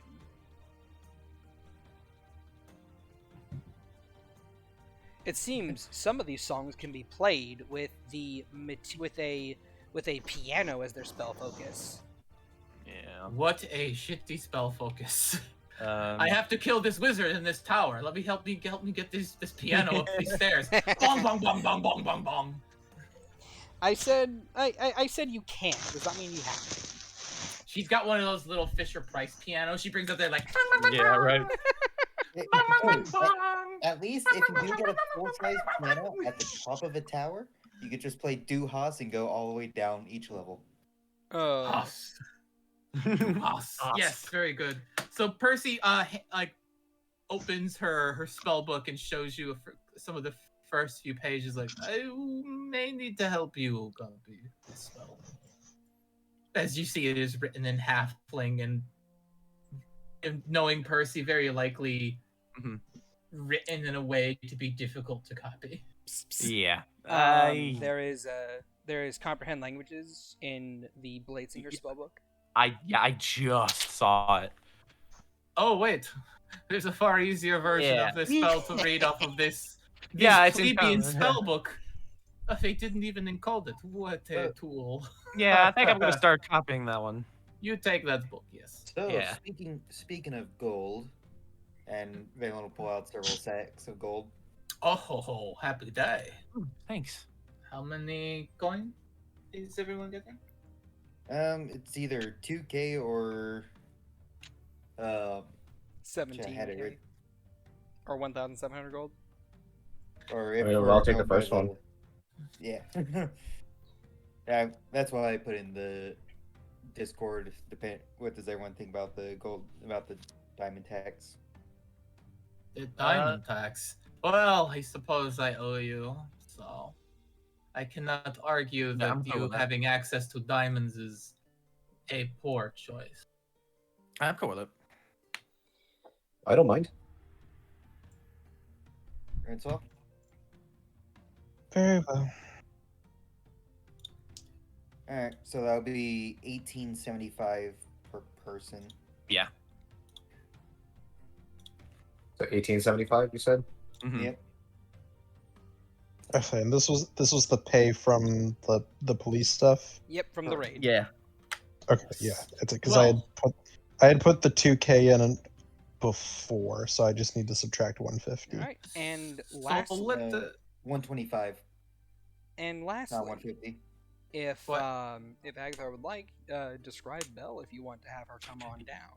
Yeah. So he's like, so as he's like kind of organizing his little spell book, which is literally like a flip notebook because he's so small. look, I drew a little guy on every page. He's walking. Yeah, this is my spells. This is Booming Blade. This is 5 familiar. But he's like, okay, well, I have a couple of things that I need to. This isn't I don't think it's the right word. A lot of things happened last night, so let me just start off with this one. I showed my spell off to Miss Arianna, and I was able to drag along Dralaam. She was there, and so they both Are you saw sure that you did not get dragged along by Dralaam? the prospect of her seeing a brand new spell sort of did the dragging for me. The woman is not terribly hard to persuade if you know how to speak the language she likes to hear. Yeah, she also knew you did an illusion, but like she second guessed herself. So No, yeah. I heard her yelp. Honestly, I was kind of hoping her ability to assume the first insinuation to work in my favor. It did.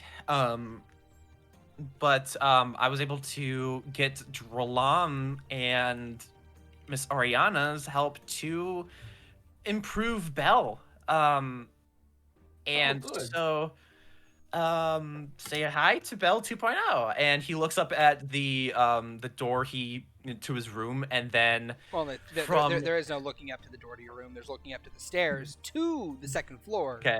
There's just a bunch Right, of bones upstairs. like falling down the stairs in a wave, a la like The Shining. And then like a little speech bubble that comes out of the palette just says "fuck."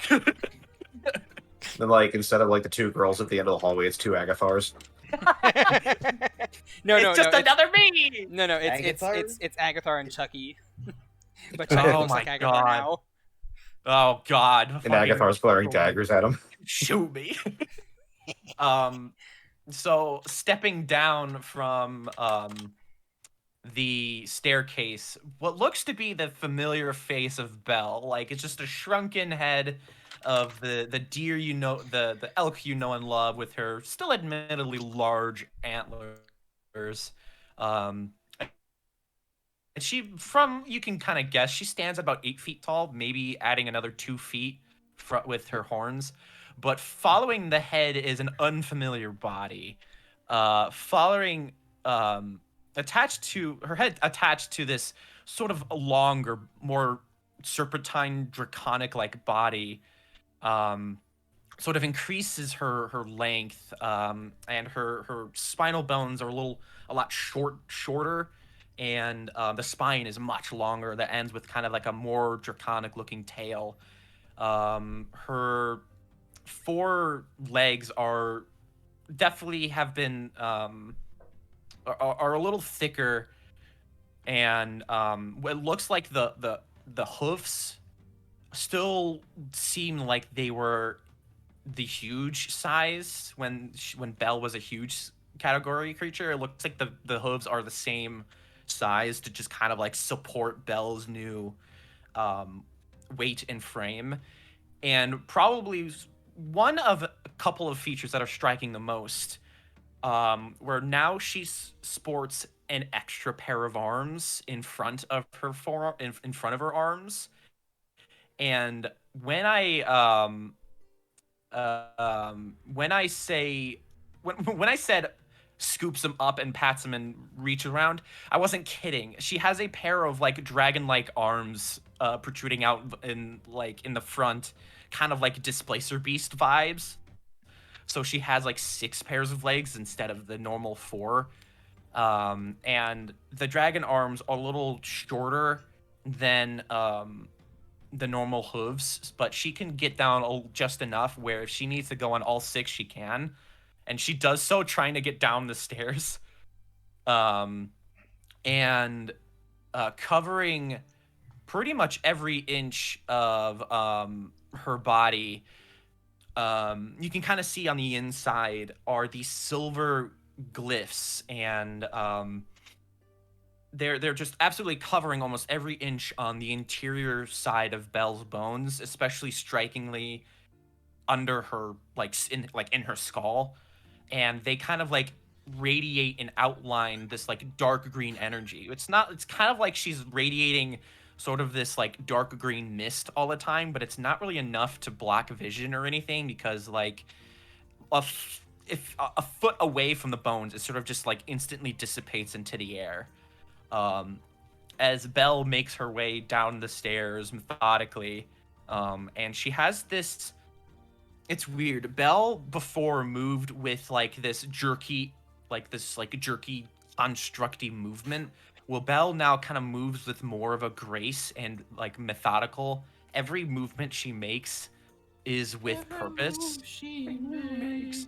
And the dragon arms have like these large claws, that whenever they touch the ground, it's still clack, clack, click. And she just makes her way over to the group,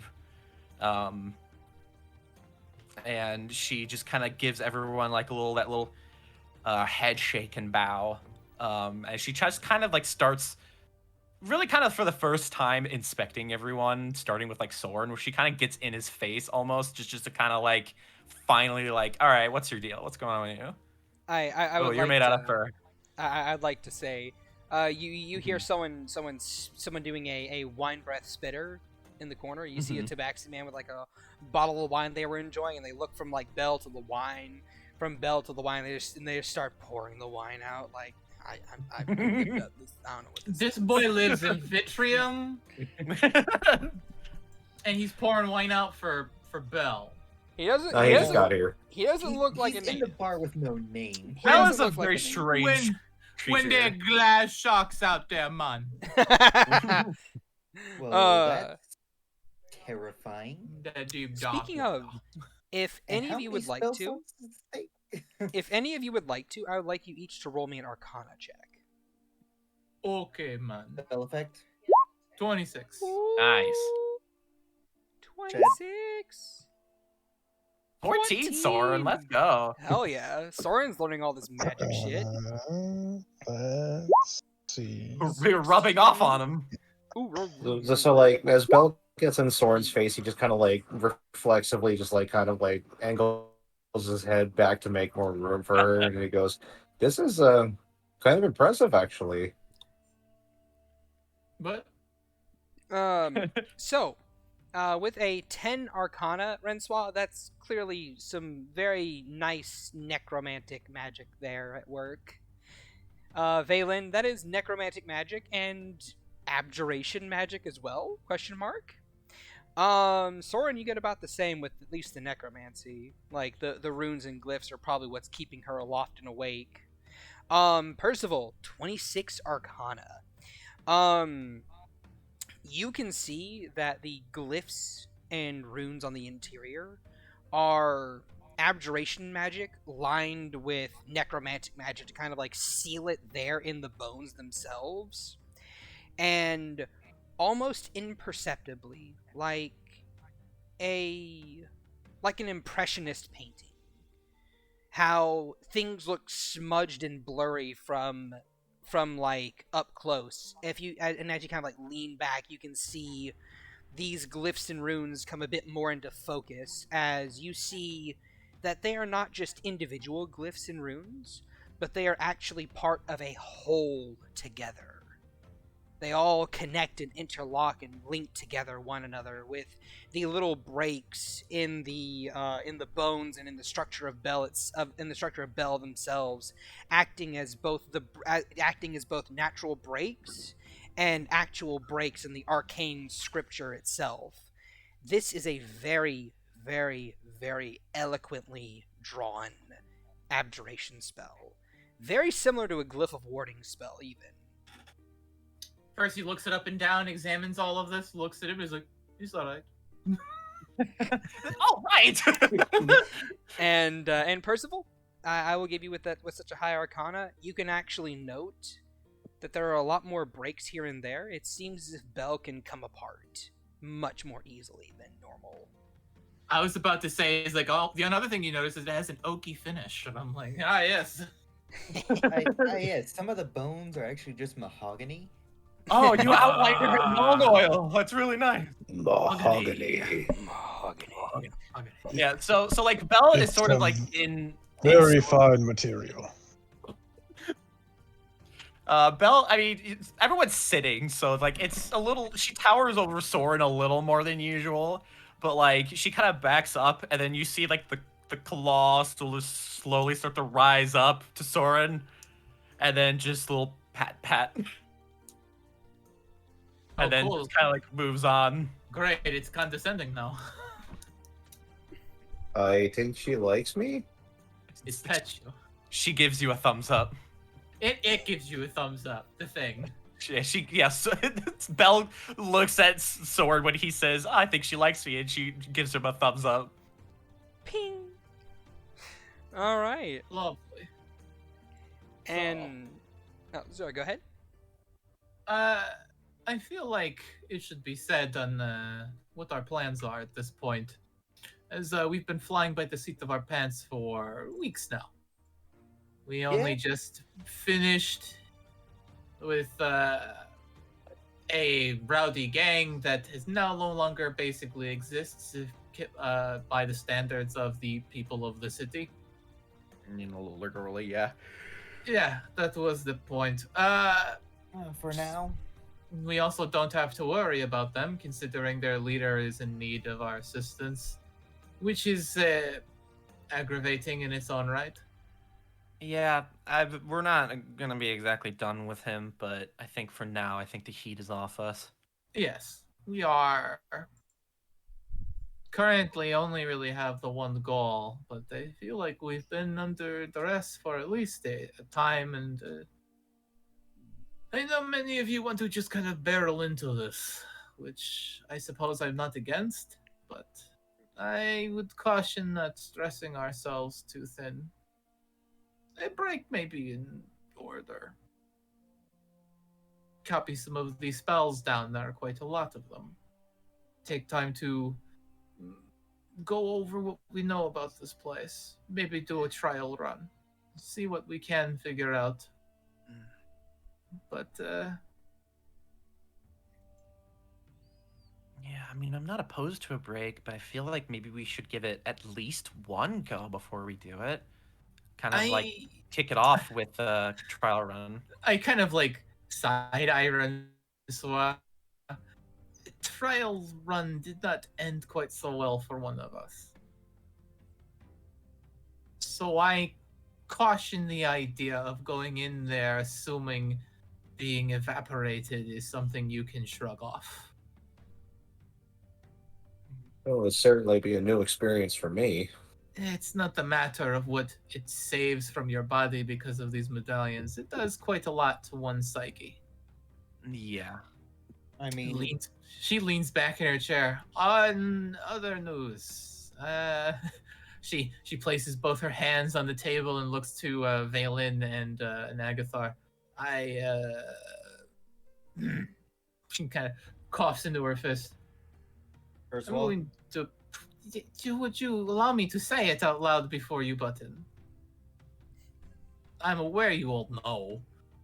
For God's sake, Soren figured it out. So, I'm going to say it before you all just start assuming. Yes. Francois and I are courting one another. Leans back into her chair with a face like slightly flush. As Agathar has a Francois definitely flushes and pointedly does not look at anyone. Agathar gives a smile. I'm really glad to hear that. Aye, same. it's bound to happen one time. I think Oh, I look right at Vaelyn. Don't give me that shit. You had no idea. Oh, ho, ho. God, You caught a glimpse sometime recently and then tried to play it off like you knew some shit. You did not. The fact you can see the end of your nose is amazing. Fair enough. You know what? You know what's funny? I'd figure you'd be saying that about me before you would him. I don't need to say it about you, unfortunately. He's like Soren's smiling. He's taking this in stride. Yeah, That and so- I wouldn't be so cruel with you because you've yet to abandon us. Ooh. yeah, always bringing that up. I will continue to bring it up until it stops being sore. Agreed. Says the one who pretty much pleaded with me to get rid of a curse on you. I asked you once, and you did it. Pleading would insinuate I asked you several times. you know, there is a difference about doing your job. Anyways, Let me just add that I do not dissuade the value you bring to this group. I am only saying you think very highly of yourself. I don't think much of myself. Just kind of gives that like raised eyebrow look of, It might seem well, I think that way to some. I think that. I'm sorry, go ahead. It might think that way to some, but I really don't think very highly of myself. Okay. Well, I'll let that rest. As she leans back and looks around before scrunching her nose up and then just kind of leaning into Renslaw, is like, I get this opportunity to do this.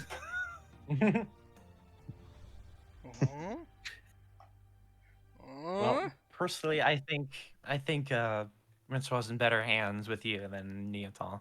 Personally. Wow, that really hurts to hear. Says Is- Neotal from behind you. I look at Neotal as like, yes, hello. Oh, hey. We were having a group conversation with a group. It's like this value you're. He's just like starting to backtrack. I'm just saying, fuck. So She's Distraction. she's gonna tap Agathar on the top of his head, just like, gotta be wary about who's listening to, bud. Anyway, Why is everybody spying on me? what, Everyone at the table looks to Agathar as like, everyone's spying on you, huh? Care Apparently to share so. that information? It's a long story. I wave a hand at Neotos. I was like, get the fuck out of here. Who said you can just be a part of our group while we try to have a private conversation? Well, first of all, I was coming over to say something. You old curmudgeon. I'm not that old. Oh, really? How old are you? 27. You look 30. Anyway. That's not that old. That's not that much older.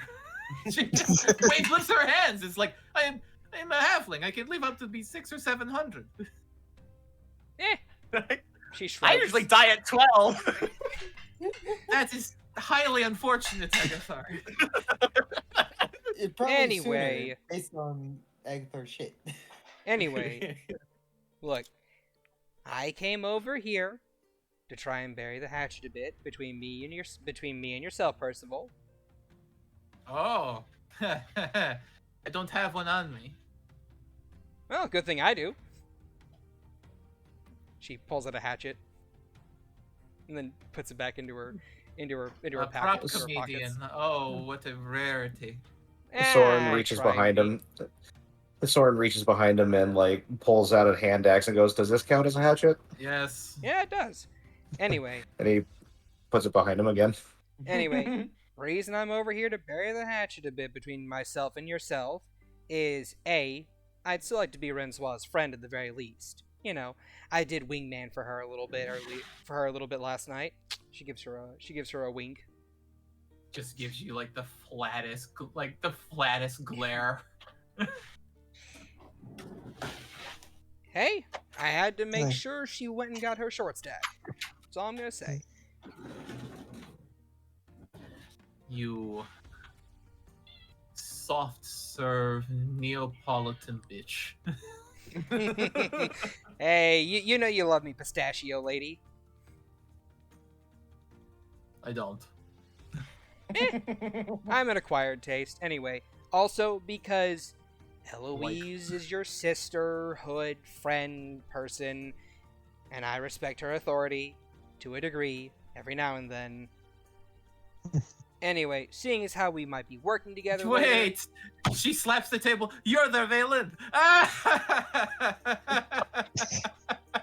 Okay, now that's an insult, okay? I will not take that sitting down.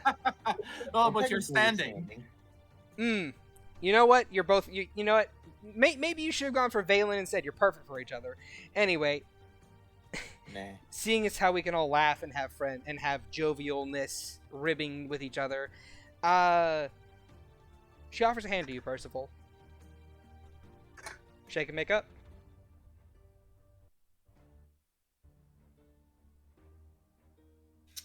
She looks them up and down. What do you hope to get out of this? Nothing. Good. She doesn't lift her hand to shake hers. Come on, shake and make up. You expect nothing, and I will offer it.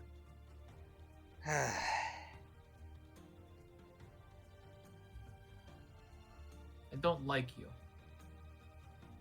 Rensoir will kind of like gently like nudge with an elbow Percy.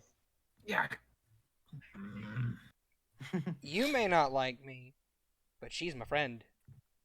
And you're her partner now, I suppose. So that means that you and me have to at least be on talking terms. I will acknowledge you exist as she holds her hand out. She will take your hand in hers. She'll take your hand in hers and shake it and say, "Hey, I'll take that. And she lets go. Real quick. Yeah? How strong does she look? How strong does she look? Go ahead and make me like an insight check. It's like, unless she shakes hand, blight. She looks like she is not a negative strength character. All right, I'm gonna squeeze the shit out of her hand. All right. Roll athletics. I'll take a 13. You'll take a and hope for the 13? best. Alright then. Let's see if she gets better. Yeah, you squeeze the shit out of her hand, and you can see her go, yep, strong grip. Gosh. Hard I hate. She lets her go. She flicks her hand a couple times. Yee. I get the feeling you don't like me too much. I mean, she did just say that. Yes, with my words. She- If only you she- understood it with your mind. She Either look- way, She looks I will over to not- Soren. I will not chase you away. Well, good. Because, hey, even if it was the reverse, I wouldn't be doing that to you either. I'm happy, Just- so long as everyone else is happy. She was gonna look over to Soren and do what? She was gonna say something in response to you, but I had to respond to this first. Okay. I just love how Soren was like, yeah, she said it. She said she didn't like you. Yes, and she was about to respond with, "You dense motherfucker." Anyway. But yeah, no. She puts her hands behind her head, gives a small nod to Rensois. Rensois. Later, Niata. See you then. We'll have more drinks whenever you're back from your dungeon trip or whatever. Although, Oh, God, don't remind me. hey, you know what? Since we're all buddy-buddy, and we might be staying here a couple more days, if you need some expertise, I could maybe offer. Big grump face. But kind of not saying anything to the contrary. She gives you We a shall small grin. see. Though, Alright. given my experiences with that dungeon the last time, being geared towards wizards, no offense, Niatal, but Eloise might be of more expertise in these matters. Oh, really? Then I suppose you might not be thinking about me in the right way. You see, I happen to know a bit about spellcraft myself. Really? Oh, for sure.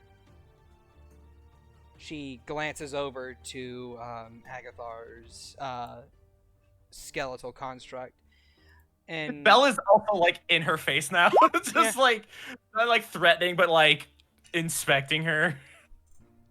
she looks at it and she gives it an appraising glance.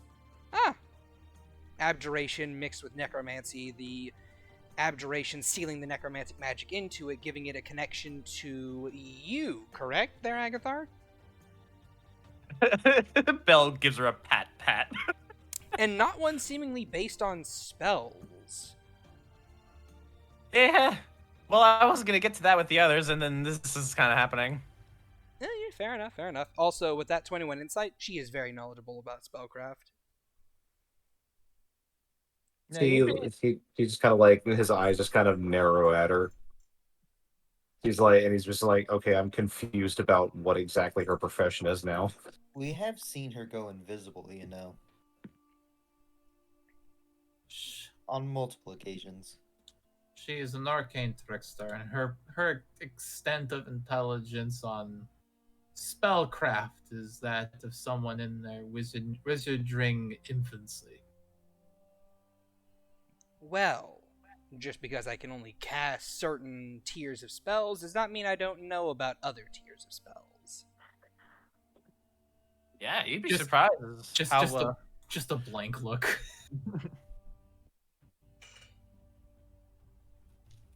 Anyway, I only offer because I know traps are a dungeon's thing, and traps are kind of like my expertise on occasion. But if you want Eloise instead, I'm sure she wouldn't mind helping either. Although she might be a bit harder to get than me. I currently have nothing else to do. Nothing better to do at the very least. Yet.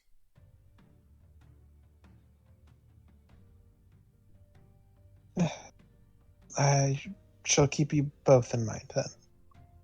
Percy's then. just like chewing on her tongue. It tastes like hatred. It's very familiar taste. She, It has uh, aftertaste of anger. she Chase the grins. rage. She grins a bit, and Taste the rage, Bo. she grins. It's all red. She grins a bit, and Percival, you can hear a whispered message in your ear. Nope. It's a message. Ring right shield. I found something funny about this. It doesn't necessarily say divination. It just says telepathy. And considering it's not going into my telepathy. mind, then what is it? It is the message cantrip. It whispers into your ear. It does not. Oh yes, it does. Yeah, a- I mean, it doesn't. It says you whisper a message. Yeah. The target and only the target hears the message and can reply in a whisper that only you can hear. It's hearing, not telepathy. Yeah, this is like the one non-telepathy message thing. So she's just casting a spell in front of me? Well, first of all, I gave her a check to do so. And she Does beat she your have password. does she have the subtle spell? Currently, the verbal somatic material components. So material component covered, somatic component done where you can't see it. The verbal component, she just mutters to herself. Oh, I'm gonna make sure you remember this president for later. All right, that's fine. I mean, I let you do it earlier with the Heathers. I let you do your somatic component for prestidigitation under the table. Yeah, but they were all talking to different people. I'm looking at this bitch. I mean, if you want to look at her and you see her mutter under her breath, and then you very clearly hear her voice in your ear, you can tell she cast the spell. I don't like it. What does she say? She says, "Here I was thinking you'd be very happy to have the chance of seeing me get disintegrated by a dungeon trap."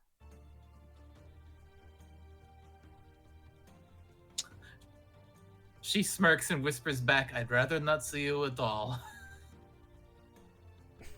She gives a small chuckle.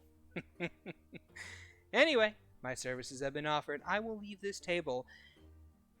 Please, enjoy your dinner. It's breakfast. My sleep schedule is completely fucked. I forget what time. I forget if it's breakfast or dinner sometimes. There's light outside. It's morning. There's a sun. I'm more of a night owl. She leaves. Belle was like poking her daggers or something as she walks away. Belle like kind of takes a step forward, just like oh, and then like looks at. I mean, Red she'll Spawn. turn back around. She'll give Belle a little pat on the head, like a little pat. Just bites the first finger off. like a fucking chihuahua. And then leave. Yeah, Belle has this like era of like, oh, curiosity. What is this? the fuck is. She's Let's like say, she's yeah, like it's- she's like Jack Skellington. Anyway, but with that, Yeah, this is what happens as when her she intelligence increases. but with that, as she leaves, the rest of you guys continue to eat your dinner and ponder about what you're going Dinner, to yeah. do. Your breakfast. As you can tell where my mind is right now. As you guys Chad, you didn't hungry. Chad, I- you didn't eat, did you? No, I ate during stream when you guys were chatting with each other. Anyway, but with that, I will close session there. I just wanted to say one thing to Francois. They By laugh all look means. I am sorry. Kind of like remorsefully as she kind of looks down into her hands as she steeples them. You're trying, and I thank you for that. She deflates a little. They're adorable for one another. Pat, pat. Flush. Bell takes a note of this. No. Wait, no, better off. Bell approves of this. Bell approved, yeah. Just like. I was gonna say more like you get a little thing on the side, at the top of your screen. It says like everyone like that. Bell takes note of it, goes to Soren, pat, pat. What did I do? No, exist. So that's where we're wrapping up. Yes, it is. Anyway, but yeah, that's where we're wrapping up the session for the night. We will be having a pre-stream after this recording is off. So if anyone watching the YouTube VOD wants to catch these pre and post streams, join us live on Tuesday at the same time that this VOD would go up on Wednesday. Till then, if I can get a fairly well from Agathar, say goodbye, Agathar. Hi, I'm a crazy magnet. Hooray! Percival, say goodbye to the people. Goodbye, people. Renthwu, say goodbye to the people. Goodbye, everyone. Soren, say goodbye to the people. I'm not only learning how to play flute now, but I'm learning how to be sociable at the same time. Hooray! Vaelyn, say goodbye to the people. Soon I'll be learning how to play the skin flute. Vaelyn, say goodbye to the people. Goodbye, everyone. All right, and from all of us to all of you, have a wonderful, wonderful day. Oh, bye. Bye.